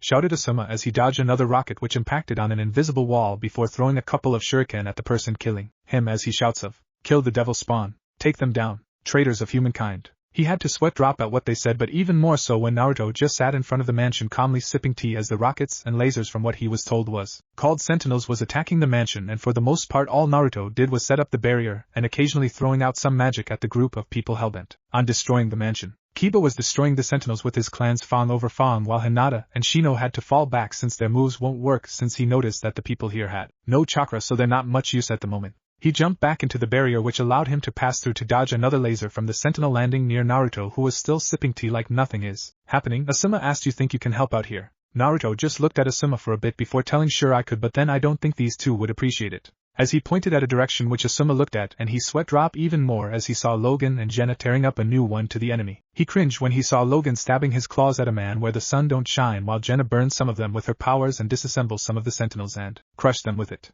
Somehow he actually felt sorry for the enemy. "Right," Asuma said as he got up, staring at the destruction before him. Before he could say any more, a big shadow loomed over him. He looked up to see a Sentinel right above them. Asuma jumped out of the way on instinct before he noticed Naruto didn't even budge and was about to shout at him until a giant blast of light fired into the chest of the Sentinel, creating a big hole in it before it slowly fritzed and then fell backwards like a ton of bricks. Asuma stared at the robot blankly before looking back at Naruto, who was still drinking his tea, and he couldn't help but wonder how can he be so calm, but after 2 days of being in this school seeing kids with weird powers he forego asking those for a while. After a while some of the enemy fall back, seeing that they had no chance after the destruction of their members by a few people, while the more determined went and met their doom at the hands of Logan and Jenna. After the massacre was the clean-up, as Naruto and Gina used their psychic powers to levitate the bodies and the robots to one side, while Aurora was called out to use her power to call up some rain to wash the blood away so the more younger students don't see it. Kiba went back into the mansion to rest since he had to use clans just to destroy the robots, so he was on fumes at the moment. Suddenly Naruto felt his pocket vibrate, so he took out what looked like a card, but this one was white in color with a red streak on the bottom, and on the left side of the card is a big blue A with an arrow pointing to the right, which then a small picture appears showing a Caucasian male with an impressive goatee. "Hey strange Tony here, listen, we're kind of sorta in a bind here, think you can help out?" asked Tony, aka Iron Man of the Avengers. Naruto raised an eyebrow since the Avengers rarely called him unless it's important, or they need his expertise, so he had to ask why. Well, once again S.H.I.E.L.D. found it apparent to not tell us about an energy source able to power the world for centuries and planned to use it as a weapon, and like any S.H.I.E.L.D. protocol, they lost it to a maniac with an ego that can break rocks that is hell-bent on world domination, who by the way is an old friend of ours, and Fury wants us to find the object he stole. Oh, and he also turned Barton to the dark side with his magic glow stick," Tony said with some exasperation in his tone. Naruto had to facepalm after hearing that. He wondered if Fury's parents were control freaks to give birth to the most paranoid person he has met. Sure, some secrets are need to know being from a ninja village, but a power source with that much juice is meant to be shared with people that can actually understand it, with at least some members of the Avengers, so they could provide some form of countermeasure. With a big sigh, Naruto responded, "Okay, I'll be there, tell me where you guys are." And Tony, "Once we are done with this, we are tying that one-eyed pirate up, and I am gonna use my truth/mind control spell to get him to spit out every secret he has, even how old he was when he wet the bed, capiche?" Tony seemed to contemplate on it as he nodded with a grin and said, "You got it, hee hee, you don't mind if I bring the rest of the guys along, right?" Mimicking his grin, Naruto answered, "Oh yeah, bring everybody, and some cameras too, time to bring down that one-eyed pirate a couple of notches on." Somewhere in the helicarrier, Nick Fury had a cold chill crawl up his spine and wondered if karma was about to bite him in the ass for keeping so many secrets from the Avengers. But he shrugged it off as he tried to figure out what Loki is up to. Naruto then realized something. "Oh yeah, before I forget, I've got to bring someone else for a ride, you know, from my past, since they just can't get enough of me." "Really? After you had single-handedly mind you kick a collective number of asses from the first group, then you basically mind fuck them back at the village, and they still don't get a hint, man? I hate to be near such idiots. You and me both, brother, so I see you at the helicarrier." "Sure, see ya." With that, the picture disappeared and Naruto pocketed it before heading into the mansion to get ready for another fight with another maniac. S.H.I.E.L.D. helicarrier. All was somewhat calm at the helicarrier as the Avengers all sat in the main room doing mindless stuff, when all of a sudden a portal appeared, but none of them flinched as they saw who walked out of there, but who was with him made some of the men drop their jaws as they saw Hinata coming out of the portal with Naruto in tow before closing the portal. Naruto looked around for a bit before speaking out, "So Nikki, heard you mess up big time again." Nick Fury glared at the Sorcerer Supreme for a bit before rebutting, "Don't call me Nikki." Naruto just waved at them glare as he retorted, "I call you what I like, we had a deal, you mess up I call you nicknames in front of your men, and by definition of this you officially screwed up big time once more." Fury had to retrain a sigh as Tony openly grinned at how casual Naruto was before Steve Rogers aka Captain America spoke out, "All right Strange, you've had your fun, now we got to discuss how we're gonna handle this." And like that, things got serious as Naruto sat with two of the main members of the Avengers as he asked, "So who do we have on call?" Steve answered, "Aside from us, we've got Natasha, Banner, Thor, Hank, Janet and Spider-Man on standby. The Fantastic Four are in another dimension at the moment. The heroes for hire are getting ready in the city just in case, and the rest are too far for us to reach, or them getting here in time." Naruto thought about it for a moment before he leaned back into the chair as he asked, "Well, guess that's good as any. I called the mansion later to tell them to keep the kids inside. So want to tell me how S.H.I.E.L.D. screwed up again?" He noted the smug look on Tony's face while Fury had a glare on him as he begrudgingly told him what happened until now, and for all intents purposes Naruto had restrained, strangulating the one-eyed man from keeping this kind of information, and briefly wondered if all one-eyed people was this secretive. Before he could respond, suddenly a large explosion occurred and the helicarrier started to rock a bit as alarms started to blare, and some screens popped up showing Clint Barton, aka Hawkeye, leading an assault on the helicarrier. Naruto grinned for a bit as he stood up and said, "Well, looks like the party boys showed up, time to roll out the red carpet." With that, his shadow somehow became bigger, and from it came out two black dogs with blood-red eyes the size of a motorcycle and fangs dripping in anticipation for their next prey. Naruto turned to them and said only one word: "Hunt." Just like that, the two hounds ran off in different direction in search of their prey, which didn't take long as the screams of terror could be heard throughout the carrier, and all the people there turned to Naruto, who shrugged when all of a sudden the carrier shook even more violently than a few moments ago before a voice of a very familiar Russian came out from it. "We've got a problem. Banner's gone Hulk and is tearing up the joint. Thor and Spider-Man are trying to calm him down, but it's not looking good. Hank and Janet are handling some of the enemy, and I'm pinned under some steel, need help now." Another voice came out, and on screen was a soldier stating, "We need help, one of the turbines is going out, if we lose that we all are going down." Steve then quickly took charge as he ordered out, "All right Stark, you and me are gonna get the turbines moving, we lose that we lose the base. Strange, help Thor and Spider-Man out and you miss? Hyuga, Hinata, Hyuga. Right, you stay here and cover the door in case anyone comes by." Hinata nodded as the three took off to their objectives. With Naruto quickly appeared from his portal in one of the hangars and quickly surveyed his surroundings before he caught sight of a red and blue blur heading straight for him. Thinking quickly, he used his spell to slow down its momentum before it stopped completely in mid-air right in front of him before setting him gently on the ground. The blur turned out to be a person wearing red and blue spandex with a black spider insignia on his chest. Said person started shaking his head before muttering, anyone caught the number of that Hulk that smashed into me? Naruto raised his eyebrows as his face showed some mirth for the red and blue costume person in front of him, and he had to quip, well, glad to see that Hulk hasn't smashed your sense of humor, Spidey. The aforementioned Spidey looked up to see Naruto looking down on him, and he couldn't help but be grateful to whatever deity heard his prayers, and he spoke out, thank the Lord Jesus and anyone else that heard me. I assume you heard Big Green is on the loose? Naruto nodding was all the answer he needed as another red blur passed by them, crashing into a couple of boxes behind them. It didn't take longer as the second figure literally exploded from it, showing a blonde wearing what looked like armor with a hammer on his hand. Naruto was about to say something funny when a roar prompted him to look at the direction of a sound to see a hulking green thing standing across from them looking really pissed. For some reason, Naruto and Spidey shared a look before Spidey gave an all-yours look, which Naruto deadpan at before he walked towards the green thing, cracking his knuckles along the way before he stopped in front of him. Alright Hulk, give banner back before I knock you senseless. The Hulk didn't bat an eye as he roared, challenging Naruto, who shrugged and said, your funeral. The Hulk didn't even manage to react as Naruto gave a wicked uppercut, sending the behemoth flying back, smashing into a couple of crates along the way. Naruto waited for a bit before another roar and a couple of flying crates got him ready as the Hulk started charging at him, which he mimicked, and when they got close both of them swung the fist, meeting each other in the middle, resonating a huge shockwave, making the things surrounding them to be blown away by the impact. The two struggled for power, but the deadlock ended when a magic circle appeared underneath the Hulk chin, which shot out a concentrated blast of magic, stunning the behemoth, which Naruto capitalized by snap kicking him through a few more crates. Naruto went in only to slide under a couple of thrown crates by the Hulk, who jumped trying to crush the Sorcerer, but what he didn't expect is for Naruto making a portal underneath him, sending him outside of the helicarrier, who then started plummeting to the ground. Back in the hangar was the three as the blonde lifted Spidey up straight after the brawl with the Hulk. Naruto quickly applied a healing spell on him, which healed some of the wounds he got, which he was grateful to, until the blonde spoke up. Ah, son of Strange, 'tis good to see you are well, but is it not too much by transporting Banner outside of the helicarrier? Thor, Banner is as stubborn as Wolverine when it comes to dying, besides the impact would probably knock the Hulk out for a bit, which is what we need for the moment. Where's Natasha? Asked Naruto, and Thor pointed to a pile of scrap and he quickly used some spell to levitate the pile out, showing a red-haired woman getting up from it. Thanks, Strange, said Natasha, aka Black Widow. No problem, Natasha, though if you want to thank me, make sure James actually pay attention in class, would ya? Said Naruto jokingly, which made the redhead groan a bit before she answered, he is so getting grounded. Chuckling, Naruto decided to check up on Steve and Tony using the communicator card. Hey Tony, got that turbine running yet? It was silent for a moment before a strained voice came out. Yeah, we got it running, Steve, hurry up. After a few minutes Tony's voice came back out. Got it, all right, everyone sound off. Naruto answered first. I've got Thor, Spider-Man and Natasha with me and all of them are good. The next voice was a female, but she sounded a bit worried. Janet here, I'm okay, but Hank's not looking so good, so he's a no-go. This time it was Steve who spoke out. All right Janet, take Hank to the medical wing.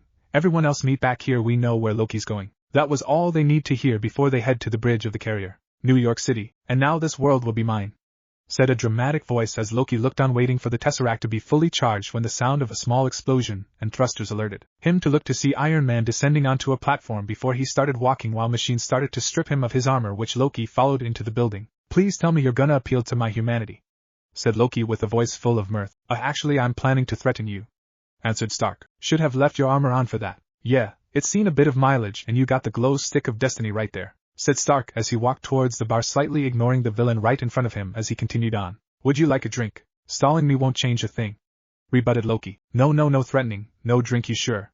I'm having one. The Chitauri are coming. Nothing will change that.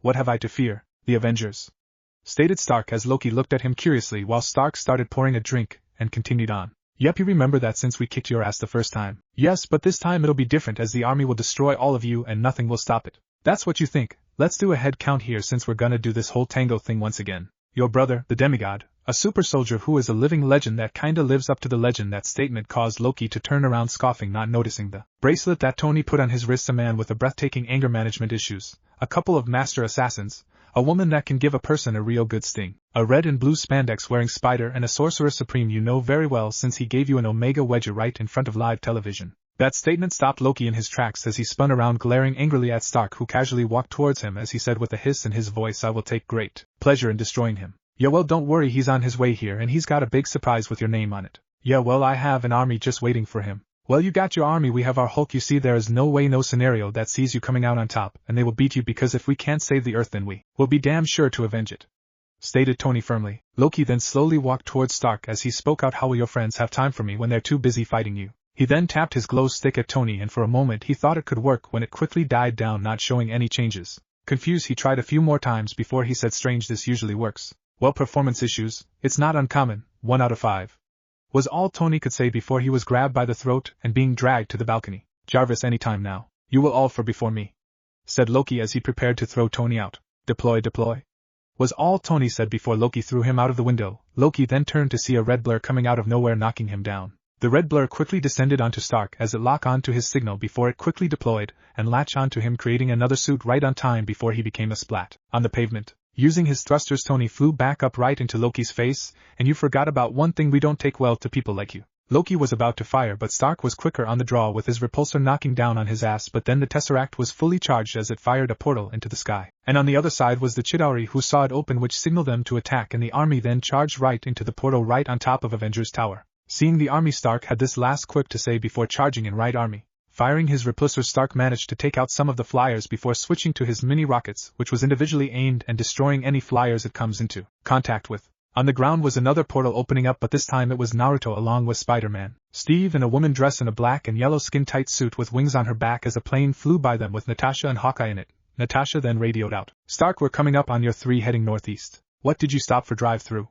Swing by park, I'll lay 'em out for you." Steve surveyed the situation before calling it out. "Okay, Spider-Man, give Stark some breathing room. Wasp, you and me are gonna keep them down here, and Strange, give 'em hell." The 3 nodded and took off with Spider-Man firing a web at a flyer while Wasp shrank and took it to the foot soldiers along with Steve. Strange, on the other hand, took to the skies as he charged at the flyers while firing of arrows made of lightning which struck them like homing beacons. In the plane, Natasha and Hawkeye was slowly taking out some flyers as they ascended the tower, and when they got to the top they saw Thor duking it out with Loki, who had a slight upper hand as he backhanded Thor. Seeing an opening, the two fired upon Loki, who was pushed back a bit before he fired his scepter at the wings, causing it to malfunction as Hawkeye tried to control it. Seeing Thor getting up, Loki decided to get out of there as he jumped from the tower to land onto a modified flyer which looked like a throne. On the ground, Steve was taking out the foot soldiers with his fighting skills while using his shield as a frisbee, taking more of them out with Wasp, or Janet her real name was firing her stingers at them. Strange was flying as he conjured up some magic, taking out his tail, while Spider-Man played follow the leader, making some of the flyers crash into either each other or into abandoned buildings. Stark was doing the same thing but only with his repulsors, while the flaming plane Hawkeye managed to made it down safely as the two got out of there unscathed and started heading towards the tower where Steve and Wasp are. Once they got there, they saw the two battling out with the foot soldiers clearing the area, but just before they could do anything a giant roar was sounded and the group of 4 look up, only to have their jaws drop as they saw 2 Leviathan coming out from the portal and flew right above them while it launched out some foot soldiers who latched onto the building. "Stark, you seeing this?"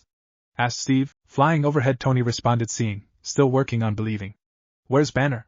Has he showed up yet?" Instead of Steve this time it was Naruto who responded, "Not yet, try to get its attention, I take out the other one." Tony answered, "Okay, keep me posted. Jarvis, find me a soft spot."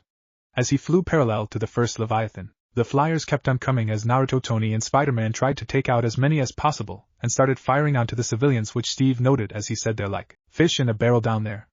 Before a laser nearly grazed him, Natasha quickly fired at the foot soldiers before she said, "Go, we'll handle it here." Steve turned to the other two there and asked, "Think you can handle it?" Wasp didn't say much as she shrank and charged at them, while Clint answered him, "Captain, it'll be my genuine pleasure," before he got up and fired an arrow which also doubled as a gun, taking out 2 more. Seeing they got this handled, Steve jumped from the overhead they were on as a flyer fired upon him, which he outran before a car exploded from under him, but his athletic skills saved him as he flipped away from it before going to save the civilians, Natasha, Hawkeye, and Wasp. Natasha was busy giving some cover fire as Hawkeye tried to get some people out from a burning bus.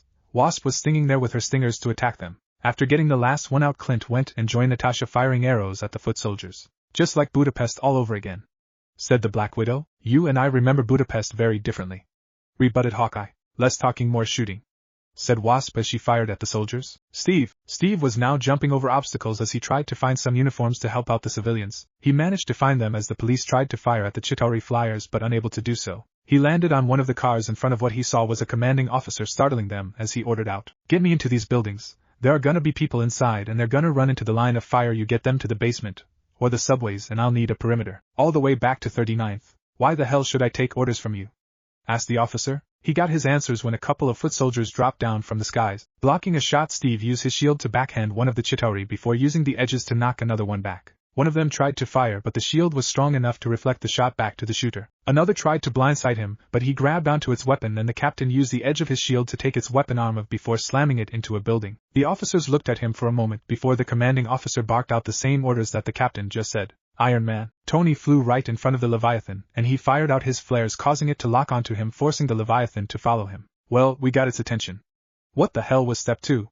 Said Tony before he flew away. Naruto. Naruto was taking the Chitauri out left and right. He wanted to take out the portal, but his spells would probably level half of Manhattan in doing so. A roar knocked him out of his slight stupor as he turned to see another Leviathan heading right at him. Smirking, he decided to challenge its charge as he held out one of his hand, and then from it he quickly made a giant spear the size of a tanker with what looked like rune symbols surrounding it before he quickly made 3 magic circles right in front of his spear. With a giant heave he threw the spear, which passed through the circles, which made it shot out like a bat out of hell straight into the Leviathan. The result? The Leviathan didn't stand a chance as the spear went straight through it like a hot knife through butter, resulting in a fiery death for it. Naruto then turned to see some foot soldiers surrounding him, which he smirked at as his hands glowed as he asked, "Who's next?" Natasha, Hawkeye, Wasp. The 3 were still holding out as the foot soldiers tried to overwhelm them, with Natasha using her skills to take them out. Hawkeye used his bow to bat one of them aside, but another capitalized by spearing him to the ground and was about to attack when Wasp gave him a diversion with her stingers as he stabbed it with his arrow. Seeing one ready to fire, Clint slid under a swing as Natasha fired a gun at it. Hawkeye managed to fire at it, and when 2 of the foot soldiers tried to charge at him, Steve managed to come and slam his shield at them, sending them packing. A couple more were coming at, but they were then fired upon by lightning and earth spikes coming out from the ground, and lo and behold, Thor and Naruto joined the party. "What the story upstairs?" asked Steve. "The power surrounding the cube is impenetrable," answered Thor, and that's where Tony quipped in. "Thor's right, we got to deal with these guys first." "Great," Spider-Man said sarcastically as he took down another flyer before landing right next to them. The Heroes for Hire said hi, and strange, Felicia is getting antsy for some reason. "Right, better get the stuff ready. I swear, Spidey, you really know how to attract the weird ones. Hey, you weren't complaining when you 2 hit the sack and then later on got married. That's because you pawned off to me, and don't deny it, cause I remember that you quote to her, 'Hey Felicia, go bug Strange. I mean, not only is he a guy that suit your taste, but he's also a ninja, so why don't you test your skills against him?' End quote." Before it could get any further, Steve butted in, "Enough, we've got bigger things to handle. I have some unfinished business with Loki," said Thor, but Hawkeye was having none of that as he said, "Yeah? Well, get in line. Save it. Loki's gonna keep this fight on us, and that's what we need.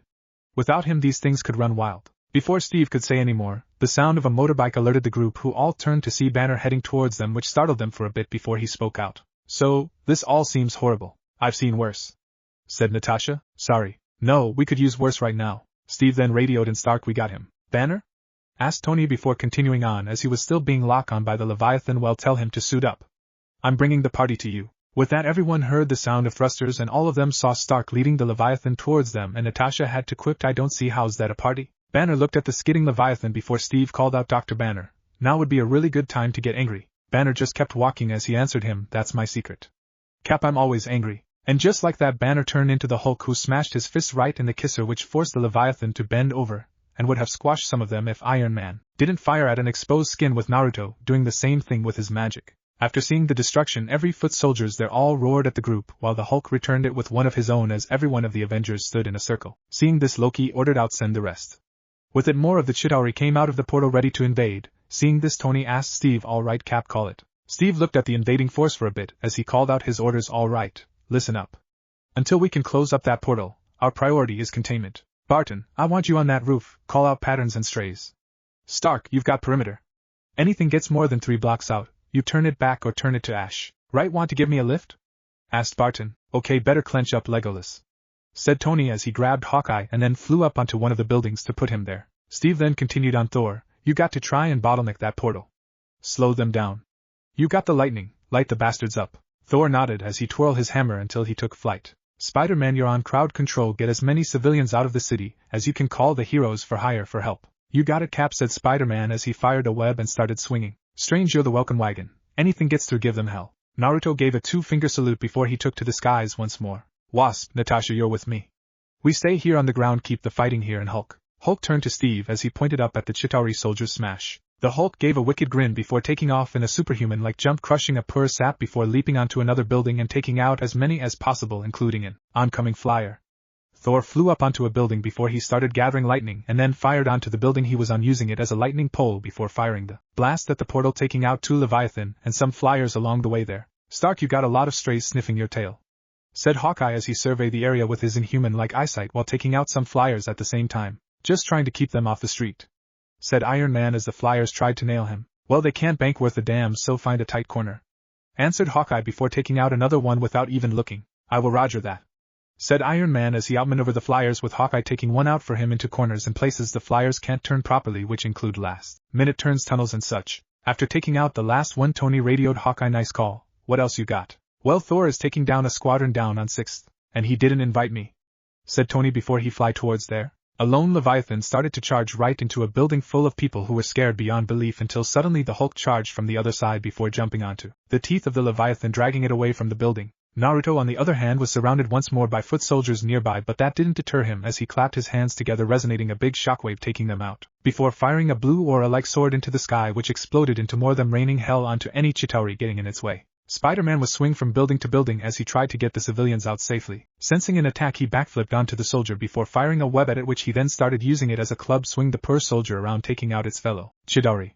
Wasp was helping out Natasha, who was slammed onto a car, giving her time to take its gun and fire at it. She turned to see Steve landing behind her. She sighed as Wasp grew back into size and then spoke out. "Captain, none of this is gonna mean a damn thing if we don't close that portal." "How? Our biggest guns couldn't touch it." "Well, maybe it's not about guns." Seeing what she meant, and also the blockade of foot soldiers, Steve said, "You want to get up there, you're gonna need a ride." "I've got a ride," said Natasha as the flyers flew by, making Steve slightly worried as he said, "You sure?" "Yeah, it's gonna be fun," said Natasha before she did a sprint and jumped onto a car before jumping onto Cap's shield, who gave a boost, making her grab onto the flyer. On the flyer, Natasha cut off a rope holding a shooter before she sweep kick him off it before jumping onto the pilot, stabbing it in the back, and just like that it was her turn to pilot it. Stark came up behind her, firing his repulsors behind him before gunning his thrusters to take out some foot soldiers on the overhead, with Captain America using his hand-to-hand combat skills to fight them off. Stark then fired his repulsor onto Cap's shield, who deflected it onto the rest of the foot soldiers. Iron Man then took off, taking out some more who were latched onto the building, with Wasp firing her stingers, making them fall. On the roof was Hawkeye as he fired another arrow at a foot soldier before firing another one onto the pilot of a flyer, causing it to crash onto a Leviathan where the Hulk and Thor were taking them out left and right before Hulk took out a piece of its armor and stabbing where Thor used his hammer and nailed it, causing it to roar in pain before it crashed onto a subway station. Spider-Man, on the other hand, was using his spider-like acrobatic skills and webbing to hold them off when the skies suddenly darkened, and then suddenly a dragon made of wind and lightning came crashing down onto the flyers, leaving none to live in its wake. Inside a building were 3 foot soldiers as they cornered civilians inside, and as one of them was about to throw a grenade, Captain America came in through the window, startling the 3 before he threw his shield, knocking both the Chitauri and the grenade out of its hand. The other 2 fired at him, but he jumped to the side to avoid it. Thinking quickly, Steve kicked the couch, which slammed into them, giving him time to get close and break one of the soldiers' neck. The other one tried to tackle him, but he twisted its arm, forcing it behind his back, using it as a human shield as the first one he took out was firing at him. The soldier quickly grabbed the grenade while Cap ran for his shield and managed to raise it up in time as the grenade exploded in the Chitauri grasp, but it was enough to send the captain outside right onto a car. Natasha, still piloting the flyer, was suddenly being shot at. She turned round to see that it was Loki before radioing Hawkeye, "Hawkeye, a little help here." Clint saw it as he quickly notched an arrow and took aim, and when Loki was in range he let it fly. The arrow flew straight and true, but Loki managed to pluck it out in midair. Feeling smug about it, he didn't notice that it was a different kind of arrow before it was too late as the arrow exploded, causing him to be sent crashing right back into the tower. Loki managed to get up, but only to be tackled by the Hulk right into the tower, and Hulk was about to charge in until Loki got up quickly and shouted, "Enough. All of you are beneath me. I am a god, you dull creature, and I will not be bullied by," was all he could say before Hulk turned him into a human hammer as he slammed the villain onto the floor. Scoffing, the Hulk walked out of there as he muttered, "Puny god." The others still are going strong as the heroes fend off the invaders. Stark was still trying to penetrate the armor of the Leviathan, but to no avail before a crazy thought entered his mind as he asked Jarvis, "Jarvis, ever hear the tale of Jonah?"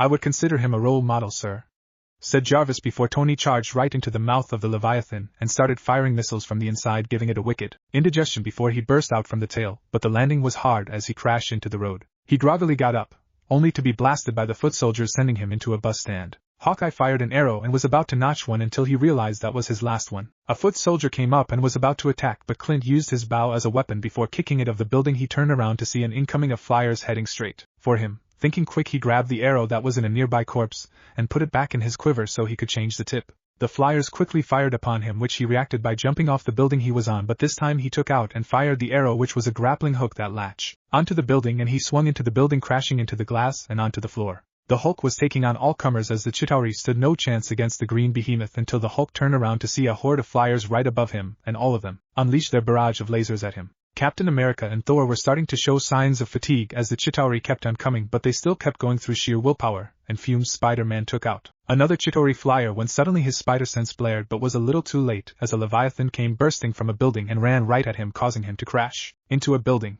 Groaning, he looked to see the leviathan heading straight for him. He tried to move, but his body won't listen, and when he thought his life flashed before his eyes, suddenly the leviathan was tackled by a red and black dragon. "Spidey, you okay?" said Naruto as he ran to him. Groaning, Spider-Man just gave a so-so sign which made Naruto sigh in relief until suddenly Tony's voice came out through the radio. "Strange, there's a missile heading this way. My thrusters are out, I'm grounded, take the missile through the portal now." Naruto's eyes widened as he heard that, so he quickly gathered his magic until he burst into breakneck speed heading for the missile. It didn't take more than a few seconds before he saw the missile, and with his speed and flight and precision he managed to grab onto the missile and was now on his way towards the portal. "Guys, I can shut the portal down, repeat, I can shut down the portal," said Natasha through the radio, but Naruto cut her off. "No, Natasha, I got a nuke in my hands and I know just where to put it." Naruto quickly flew through the streets of Manhattan with a missile on his shoulders guiding it as he quickly ascended, and once he reached the portal, he quickly let go of the missile which flew right into the mothership, resulting in a big and fiery explosion. Naruto then quickly flew back down as he barked out to Natasha, "Close it now!" Hearing that, the Black Widow thrust Loki's scepter right into the machine, cutting of the flow of power, shutting it down for good, and with it the portal collapsed and closed it on itself. Along with it the Chitauri all shut down because of the lack of signal from the mothership.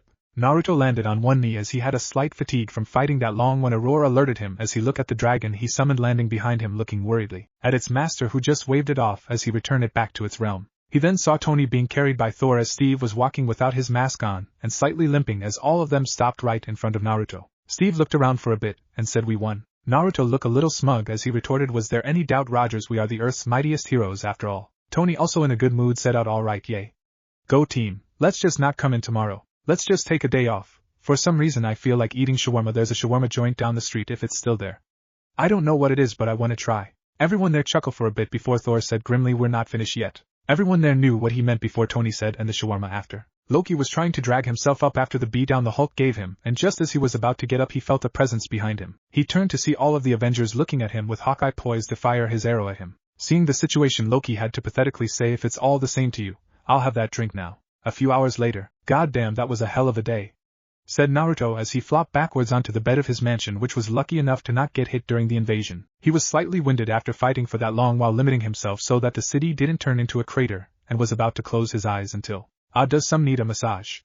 said a seductive voice that Naruto knew before he felt a weight on his chest. He opened back to see a very sexy woman straddling him. She has long white hair that reached her waist while wearing a skin-tight latex suit that hugged her every way possible, with a big slit in the middle showing off some of her impressive bust. Her leg had lined with white fur along with white gloves. On her face was a black domino mask. Smirking, the woman leaned down and kissed Naruto on the lips, which he returned in kind but with a little more force as he sat up and had his hands on her juicy ass, groping it, enlisting a moan from her as they make out on the bed until they had to part because of lack of oxygen. "Well, seems like someone is happy to see me," said the woman as she grinned her hips a little on Naruto's pelvis, who smirked in return as he suddenly threw her onto the bed, making her squeal a bit as she landed softly before Naruto moved on top of her and started making out once more. They broke the kiss once more with both looking at each other before Naruto spoke first. "Can't stay too long. I've got a pirate to interrogate soon." The woman then smiled for a bit as she said, "But until then you're all mine. After this, mind if I tag along? Always wanted to know what goes on in his head." Smirking, Naruto leaned in and nibbled on her ear, making her gasp as she held his head while grinding her hips at each other before he pulled back and she panted for a bit as she said, "I take that as a yes." Naruto, still holding that smirk, leaned in to kiss her once more as the moonlight shined through the windows with their teammates, not seeing either one of them for a few hours. New York streets, nighttime. Chaos, destruction and pandemonium plagued the streets as people were running in fear as humanoid-like things started to attack anything and everything in sight. The creatures are humanoid in nature, but they looked like corpses. As if one looked they would see the creatures were skinny enough to make out the shape of their ribs, but what they all shared was glowing red eyes that shine in the darkness, which suddenly happened as the only lights could be seen were from those made from the vehicles that were there. Screams of terrors could be heard as the people tried to scramble to safety from the oncoming horde of monsters. One wasn't so lucky as a middle-aged woman tripped from the running, and once she got her bearings she then saw 4 of the creatures looking hungrily at her, and with that all 4 of them jumped ready to devour her, and all she could do was scream as she awaited her imminent death, and she waited some more until she realized that she was still alive, which prompted her to look, and she was shocked as she saw the creatures suspended in mid-air before they were forcefully thrown back to its brethren. It was then lightning shot from the skies and struck the beings, killing them immediately. The woman looked up and gasped, seeing the Sorcerer Supreme descending from the skies like some kind of deity sent from the heavens. Once he landed he looked at the woman and asked, "Are you alright?" Not trusting her voice, the woman nodded, which he gave a warm smile which made her blush before a screeching sound was heard and the two turned to see the creatures coming right at them.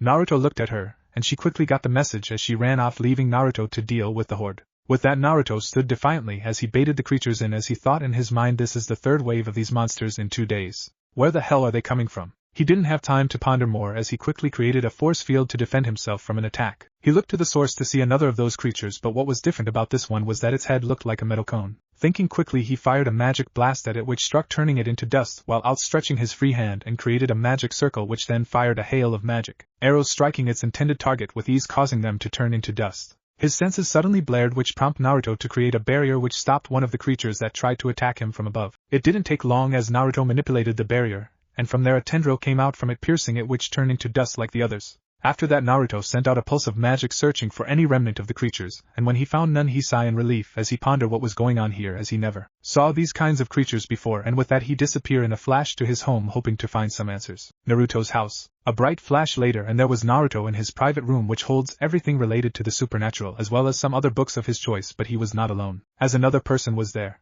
Said person was of Asian descent with short hair, wearing Chinese clothing, was walking towards Strange with a book in hand. Naruto, welcome back, said the Asian man. Good to be back, Wong. Have you found anything? Yes, you're in luck, I have found something here, said Wong as he handed Naruto a book. Naruto took the book and then skimmed through it for a while, and once he was done he had to sigh out what he read, so he quipped, there never is a simple day here, is there? Wong just smiled at his friend before saying, this is a simple day for us. Come, I have already prepared the portal. Both of them walked deeper into the room as Naruto saw a pentagram design on the floor, and around it was potions and the like, which he knew what its uses are for before Wong took to the side and chanted in a language. Next thing Naruto knew, the pentagram suddenly opened up a portal to wherever, and Naruto took one look at Wong, saying, okay, anyone, come say I'm out for a bit, and if the team asked for an expert on the supernatural, tell them to call Voodoo, and tell my wives I'll be back in 4 days tops. Wong just smiled and nodded before the Sorcerer Supreme jumped right into the portal, which closed as soon as he went in and disappeared like it was never there. Wong looked at the place once more before he headed out to tell his friends' wives that he will be gone for a while. With Naruto, man, that was a hell of a ride,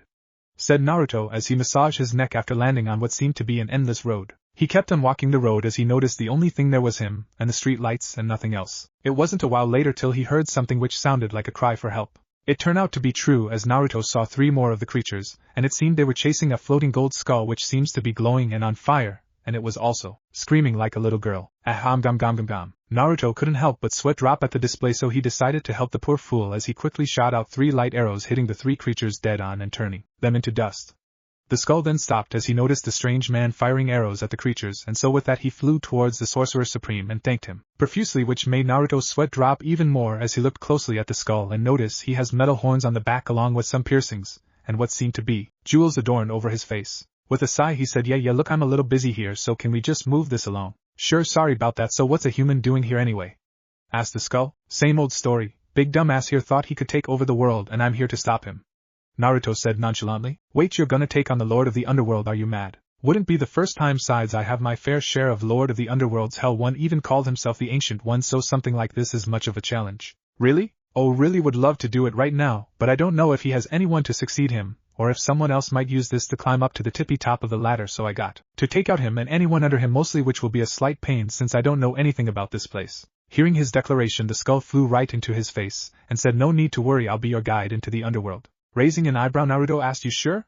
I mean, no offense, sure you could guide me, but what else can you do? Seeing what looked like a smirk on the skull's face, Naruto was in for a surprise as the skull suddenly transformed into a goddamn bike in the middle of the road. Shaking his stupor for a bit, Naruto had a shit-eating grin as he ran his hand on the bike as he said, nice, real nice, got any other tricks I should know about? Oh yeah, I could transform into almost anything, but catch is only inanimate objects, and even then I need someone to use me, so you can see why I didn't use this to defend myself. So we have a deal. Smirking, Naruto got onto the bike and started it up with a loud roar coming from the bike. With that, Naruto revved the engine and kicked it into high gear and tore through the road of the Underworld, even running over one of the creatures where the only thing being heard was the roar of the engine. It was a while later before Naruto stopped right in front of a big gate. He then got off as the bike turned back into a skull, and Naruto looked at him based on his voice and asked, so you got a name? Sure, name's Johnson, your guide to the Underworld, at your service, said the now named Johnson. Well then, Johnson, good to have you along, Naruto as Strange the Sorcerer Supreme. Shall we get going? By all means, lead the way, said Johnson before he turned into a torch onto Naruto's hand, who held it before the two set out for an adventure into the underworld, starting with opening the gate, which Naruto did with a giant heave with his hands as he thought to conserve some of his magical energy for later, but when he did open it slightly he was in for a surprise, as when the gates opened the area he was in was engulfed by an oncoming darkness, and on the other side was the demons, as Johnson put it, charging straight at him.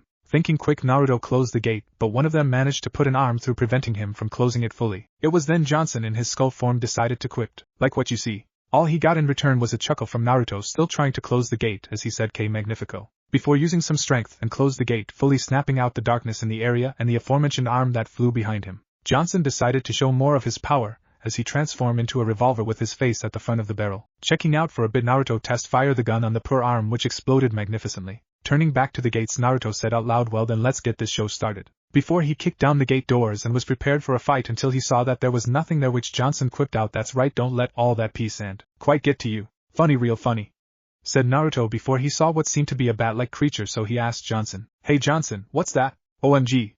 I don't believe it, Willie. That's when William, he my aunt's first husband, adopted son." Raising an eyebrow, Naruto then quipped, "Then you're practically brothers." And before they realized it, William got startled and flew away, leaving a stinking surprise behind. The two then continued on with the walk until they saw a dark part in front of them, as Naruto said, "Can't see anything over there." "Well, that's not a problem, see the lamp over there, use my light shot at it." Instinctively Naruto held the gun, which Johnson dubbed as the boner, and pointed it at the lamp, which suddenly the gun glowed a bit before Naruto pulled the trigger, and from it came out a bullet of light which hit the lamp, causing it to glow, and it then illuminated the area there. Naruto looked at the gun for a bit before he asked, "Hey Johnson, think you can shoot out bullets made from my magical energy?" The skull seemed to think about it for a second before he said, "Maybe? Don't worry, I'm sure there's a few demons around here who would be your guinea pig." And just like a prophet, a cart came out of nowhere, and from it emerged some demons. "Well, looks like we have our guinea pig," said Naruto before he pointed the gun at them and pulled the trigger, and from it wasn't a normal bullet but was a light bullet made from Naruto, which struck the demon, which then suddenly convulsed before exploding in a ball of light, and it then took down the rest because of the light coming from it. Not very talkative, are they? What's there to talk about? Once your soul rolls into town, that's it. You're damned, and the big guy here doesn't let anybody off the hook. Sounds like a real tater," said Naruto. "Anyway, other than that, I guess that means it's a success then," said Johnson in his gun form before turning back into a torch, and the two walked to the next area. It was then Naruto heard a boss sound, so he turned back to see a goat with candles on its head, which prompted him to raise an eyebrow and asked, "Why is there a goat hanging on the wall?" "Well, goats are a source of light down here," answered Johnson. Blinking, Naruto just continued on until he saw what looked like a face on a door, which Johnson said out loud, "Poor tyke. New arrivals down here have to guard doors like this the first few 100 years. Then how do we get through?" "Well, easy, you give them something to eat. Not to worry though, there's only 3 things that these eat: eyes, brains and strawberries." "Okay, I get the first 2, but strawberries? What, never seen a fruit-eating demon? I just so happen to be a fruitarian. I'll learn something new every day," said Naruto before he then conjured a strawberry out of nowhere, which shocked Johnson for a bit, which Naruto shrugged and said, "Got a wife with a green thumb. I take them time to time, provide I help regrow with her without using my magic. Handy, now let's go," said Johnson before what sounded like a bell ringing was heard. "What the hell is going on? Why is it getting dark?" said Naruto, startled by the sound. "That's no ordinary darkness. Get to the goat now. This darkness will eat your life away." It was slightly too late, as the darkness engulfed the area, which then prompted Naruto to feel the effects as he felt drain, and so he quickly headed for the goat and fired a light shot at it, which then counteracted the darkness, and then the area quickly returned to normal, which made Naruto sigh in relief as he quipped, "Let's not do that again, What looked like a smirk from Johnson, the two entered the house to see what looked like alcohol on the table before Johnson said, "At least there's something good about the Underworld." "What?" "Liver damage. That's the beauty of it. Alcohol here you and kill people kinda off like those healing potions that you humans used back in the day," said Johnson before the two opened up a gate to the next area, but what was on the other side was a horde of demons ready to attack. Seeing this, Naruto said, "Well Johnson, looks like the welcome wagon is here, let's not keep them waiting." With that he fired the first shot using the boner, which was a headshot at one of them before the horde charged right at him, who just smirked as he held out the gun at them while his free hand started to glow bright, which was mimicked by his eyes as he got ready to fight. Well, now that our blonde protagonist is having fun slaying demons, let's have a look at Konoha and see how they're doing. Konoha. Well, it seems that all is quite peaceful here, despite the fact that most if not all are struggling with their village's economy due to the banishment of one Naruto Uzumaki, but nevertheless the people there seems to be minding their own business until Wahahet. That, let's have a look at what's going on then, Council room. Everyone there at the council room right now was holding their ears in agony as Tsunade went to heal most of them, as what she heard shocked her to the core, but none more so than Kushina, who was standing while having both hands on the table after slamming it, was right now trembling as she heard what came out from Asuma's report after they came back a few hours ago. For the most part she didn't really care much at what happens at the school as long as it doesn't affect Konoha in any way possible, but when she heard that her pseudo-son had 9 wives and 3 kids was what made her fall off her chair. But the most funniest reaction was Kushina, as she was now stammering. My SSS so GHH ha has nine wwwyy with wives an and ttththththr 3 kiki kids. It was then Kushina's brain had a small meltdown as she fainted on the spot, but Minato managed to catch her in time and set her down gently, which he then nodded to Tsunade, who got back to her seat after making sure everyone got their healing back who got the message, and then dismissed the team.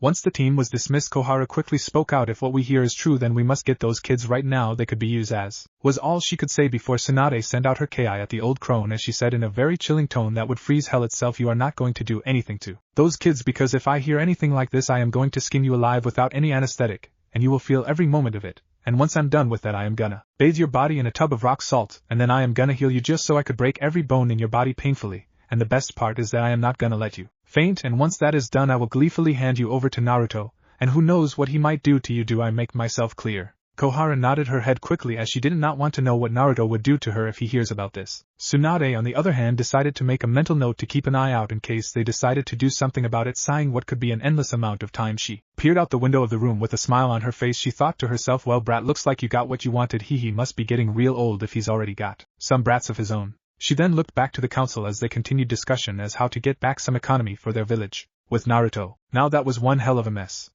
said Johnson as he was in his torch form being held by Naruto, who casually walked along the road humming a tune as he answered innocently, "Oh, whatever do you mean? We got out of there without a scratch, right?" Looking at him blankly, Johnson answered, "Yeah, but you practically leveled the entire area. I could have sworn I saw my great-great-great-great-great-grandfather surfing wherever demons go to when they died." The skull then looked back to see smoke coming out from the places they'd been through, and what seemed to be buildings that were barely standing. Smirking, Naruto opened the gate and was now in what looked like an open space with a building promoting an opera. It was then the two saw a blonde woman with what looked like metal pipes on her back while she wore a form-fitting clothes that showed of her impressive body. She was then being seen dancing and singing right in front of them, which sounded like opera to the Sorcerer Supreme, and he found it quite pleasing to the ears, which was also shared by Johnson as his head swayed to the tune until shock adorned the skull's face as he said out, "Oh fudge! What the hell am I talking about? This is what caused those tremors. It's a melody of death.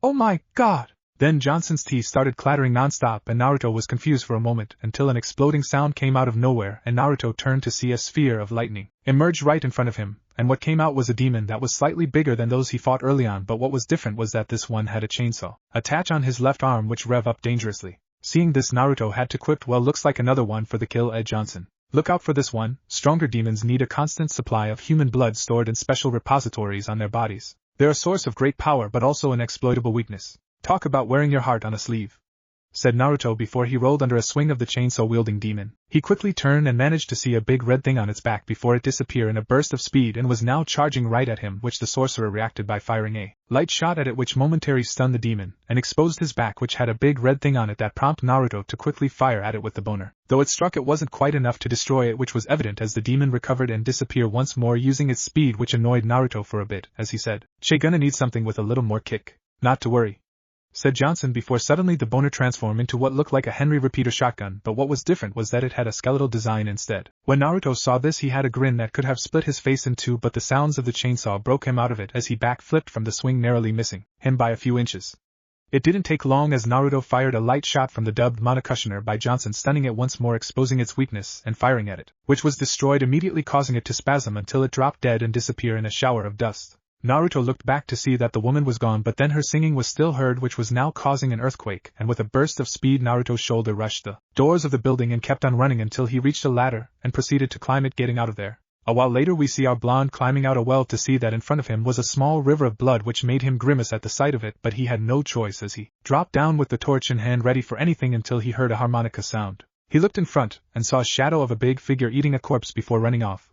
That's when Johnson quipped in, "Looks like a VIP. Great, why the hell is he a VIP? Well, the boss down here likes to treat his favorite souls special treatment.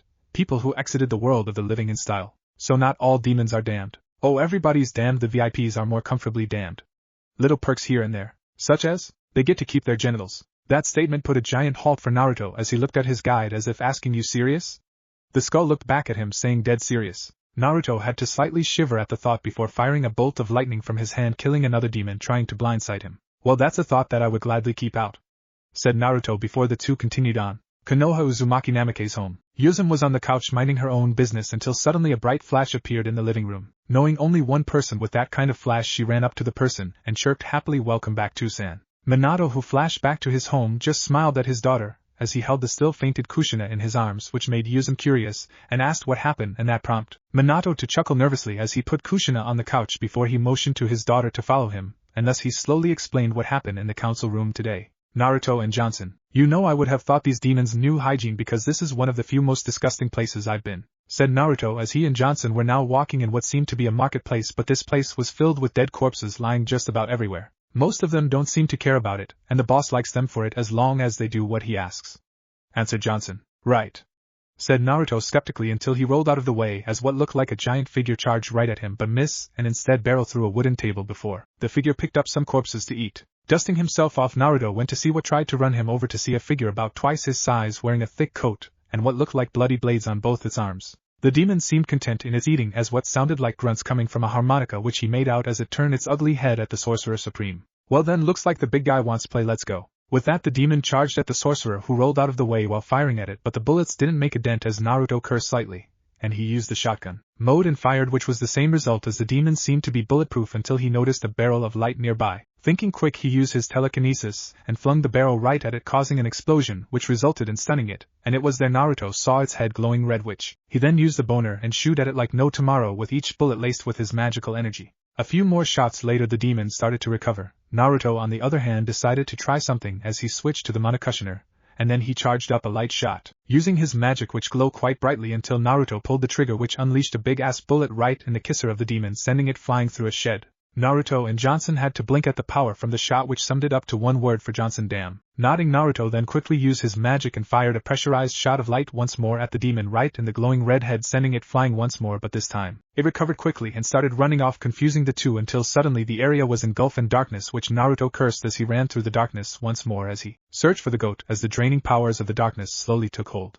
It was then he heard a bleeding sound and he saw the goat. Quickly he fired a light shot, which then the darkness dissipated, and from there the demon showed itself as it tried to plow through Naruto, who summoned a sword and parried it, causing the demon to stumble, which was enough for Naruto, as he fired a lightning bolt from a magic circle and stunning it once more. This time though, Naruto decided to cook up something special he used early on as he charged a shot into the boner and pulled the trigger, and out came a hail of light arrows, all hitting its mark right at the demon's head, which then the demon was sent back by the force of it, now laying prone on the ground. Still having the boner in hand, Naruto prepared for the worst until he saw the body floating for a bit before the demon stood and somewhat glaring at the blonde, but before the two could do anything, a giant hand came out from the sky and grabbed onto the demon before whisking it away to who knows where. The blonde and Skull looked at the sky for a moment before looking at each other, and the two shrugged before something shiny caught the eye of Naruto as he went to inspect it, only to see a blue gem lying on the ground. "Whistle, nice rock, shove it into my face, trust me, don't worry, doesn't mean we're engaged or anything." Naruto looked a little skeptical about it, but he relented a bit as he said might be a tight fit, but okay. And with that he put the gem right into the skull, which magically disappeared, and Naruto saw an empty spot in his head suddenly turn blue. Confused, Naruto asked, "So what exactly did that do?"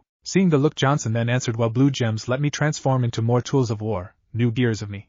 In other words, new weapon suite. Yep, you know, I bet all the VIPs are walking around with blue gems." Naruto then grinned as he opened another gate, saying, "Well then, all the more to hunt them down then." It was then the two came upon another dark patch, as Naruto dubbed it, and seeing a lamp above it he used his magic to fire a small light arrow at it, making it bright up the area. As soon as it did, a couple of shadows suddenly ran from the light, which prompted Naruto to say out loud, "What was that?" "I don't know, but we have company, as lots of it," said Johnson. Naruto then quipped in before firing a bullet at them, saying, "Well, if they pull up a chair, I would be happy to beat them with it." And then he got ready as another horde started coming right at him. Uzumaki Namake's home. "You mean that Nai-chan has 9 wives and 3 kids? You mean I am an aunt?"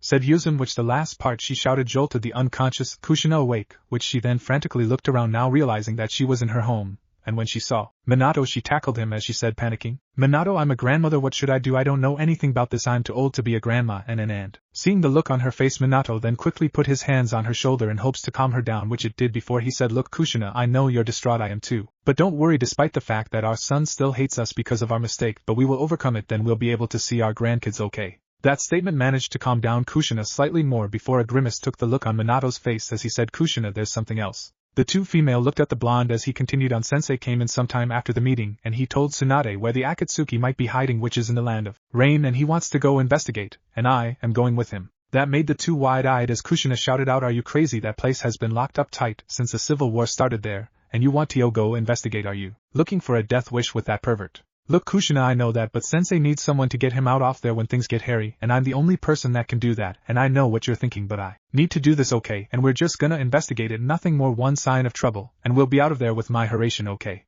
Seeing the look in his eye, Kushina knew that there was no way to talk him out off it, so with a sigh she said timidly, "Just promise me you'll be out off there at the first sign of trouble, and if you die on this mission I will drag you out of hell and castrate you with a dull and rusty spoon, you hear me?" Minato just smiled at his wife before he went and hugged her and his daughter, and the family of three stayed like that for a moment before Minato went and prepared for his first mission in a long time. As soon as he left to prepare, Yuzum turned to her mother and asked, "So what are we gonna do, Ka-san?" Kushina looked at her daughter as she wiped some tears from her eyes as she answered, "We're gonna prepare some food for now, Yuzum, and once Tusan comes back from the mission with the pervert, we'll all go see your brother and visit him, okay?" That seemed to put a smile on the girl's face as the two female members of the family went into the kitchen to prepare some food for their husband/father, Naruto and Johnson. "You see, Chandelier?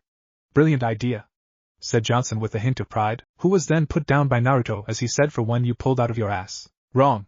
I don't have an ass," rebutted Johnson as the two pried open a door which leads out through a narrow corridor, and once they got out of there the two were now in a wide, open space in a circular shape with what looked like a pillar with a statue of a horse in the middle of it all. It was then the sky opened up a portal, and what came out from it was the demon that the two met at the cannibal market. The demon grunted in what sounded like off-key harmonica tunes, and Johnson quipped out sounds like a cat having sex with the harmonica.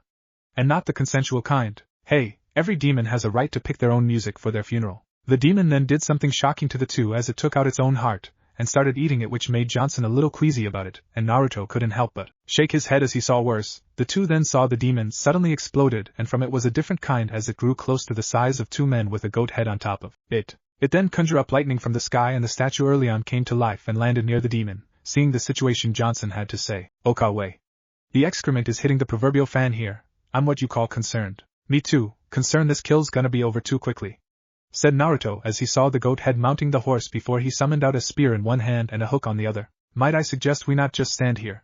said Johnson. Scoffing, Naruto then said cockily, "Before you die, demon scum, I will carve my name into your flesh. That name is Naruto S. Strange, the Sorcerer Supreme." With the last part he said louder as lightning conveniently flashed, making it look badass before he pointed the boner at it. Seeing the challenge, the demon jumped onto the pillar as the horse stood on its back legs, which made Naruto saw the red thing on its underbelly, which prompted Naruto to fire at it for a few moments before he jumped out of the way as the demon summoned spears from out of nowhere, and that's when he charged up his gun and fired it, unleashing a hail of light arrows once more. Seeing this, the demon managed to get out of the way, but the arrows honed in on it and struck it once more, but this time the demon managed to shrug it off as it charged at our blonde protagonist.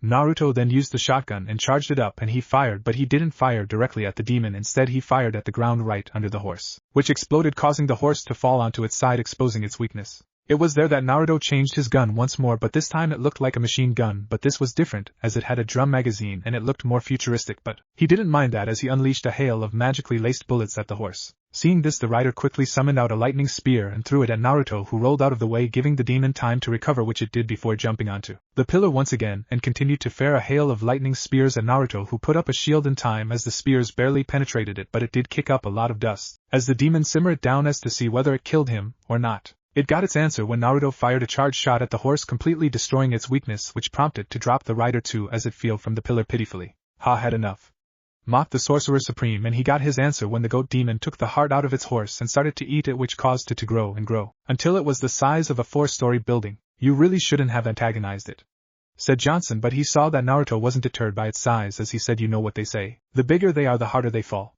The demon tried to squash our blonde hero, but he missed, and Naruto exploited this but summoning out chains to bind it, thus exposing its weakness that Naruto took hold of by using the machine gun mode and started laying it on the demon. It didn't take long for the first one to be destroyed, which gave a demon a lot of pain if the screams he heard was right, but that pain gave the demon a burst of adrenaline as it muscled its way out of the bindings, and then it tried a sweep of its arms hoping to hurt the Sorcerer Supreme, but that failed as Naruto jumped onto the pillar, dodging the attack. Seeing him on the pillar, the demon went in for a hammer smash, which Naruto saw a mile away as he jumped to the side, making it destroy the pillar. An idea then struck Naruto's brain as he used his telekinesis on the boulders from the destroyed pillars and threw it at the giant demon, distracting it, and Naruto capitalizing on it once more as he fired the light arrows at the feet of the demon, destroying 2 more of its weaknesses. The demon then summoned out worms to attack him, but Naruto took them down with his shotgun as he blew the worm's head off to pieces. That distraction was enough to let the demon throw a punch at him, and Naruto countered with one of his own as the two fists met, resulting in a huge shockwave, but the demon's strength couldn't match Naruto's as it was pushed back, and that's where Naruto struck, but Naruto didn't stop there as he jumped onto its chest, and with his knees bent and some magic enhancing his body, he kicked off from its chest, causing it to fall, and thus destroying its own weaknesses. It tried to get up once more, but Naruto was already onto it as he launched himself from the ground and gave a wicked right hook at the demon's jaw, making it stumble before he flew to its side and fired at its last weaknesses with the machine gun. The demon tried to swat him away, but it was too late as the last of its power source was destroyed. Landing, Naruto saw that it was on its last legs and was about to finish it off until the skies opened up once more, and what came down from there was a reaper, but Naruto noticed this one was different as it had demon-like horns, 2 pointing up and 2 pointing down. And what was even weirder was that the goat demon was praying, making Naruto stunned, until the reaper swung its side, lobbing its head off, which flew to one side as blood sprayed from its neck until the body slumped and disappeared in a shower of dust, leaving behind a blue gem. Seeing that the reaper was gone, Naruto went and picked up the blue gem, and Johnson had to quip, "Now here's a pretty prize. I smell an upgrade, plug it in, man." Seeing no harm done, Naruto put the gem in the skull once more as it took a place on an empty slot. "Well, how you feel?" asked Naruto. "Like a new man. So how did you like your first day in the underworld?" Chuckling, Naruto said, "What can I say, killing demons, a badass companion by my side, and a demon lord with its ass ready to be kicked by me. What more could a person ask for in an adventure?" "You are a really strange guy," said Johnson. Naruto didn't answer that as the two continued on with their adventure in the underworld. What if Naruto gets banished, learns magic marvel? And thanks for watching my video till the end. If you enjoyed this content, then do consider subscribing to my channel, and leave a like if you guys need the next part. Comment down, and thanks for watching the video, and see you guys in the next video.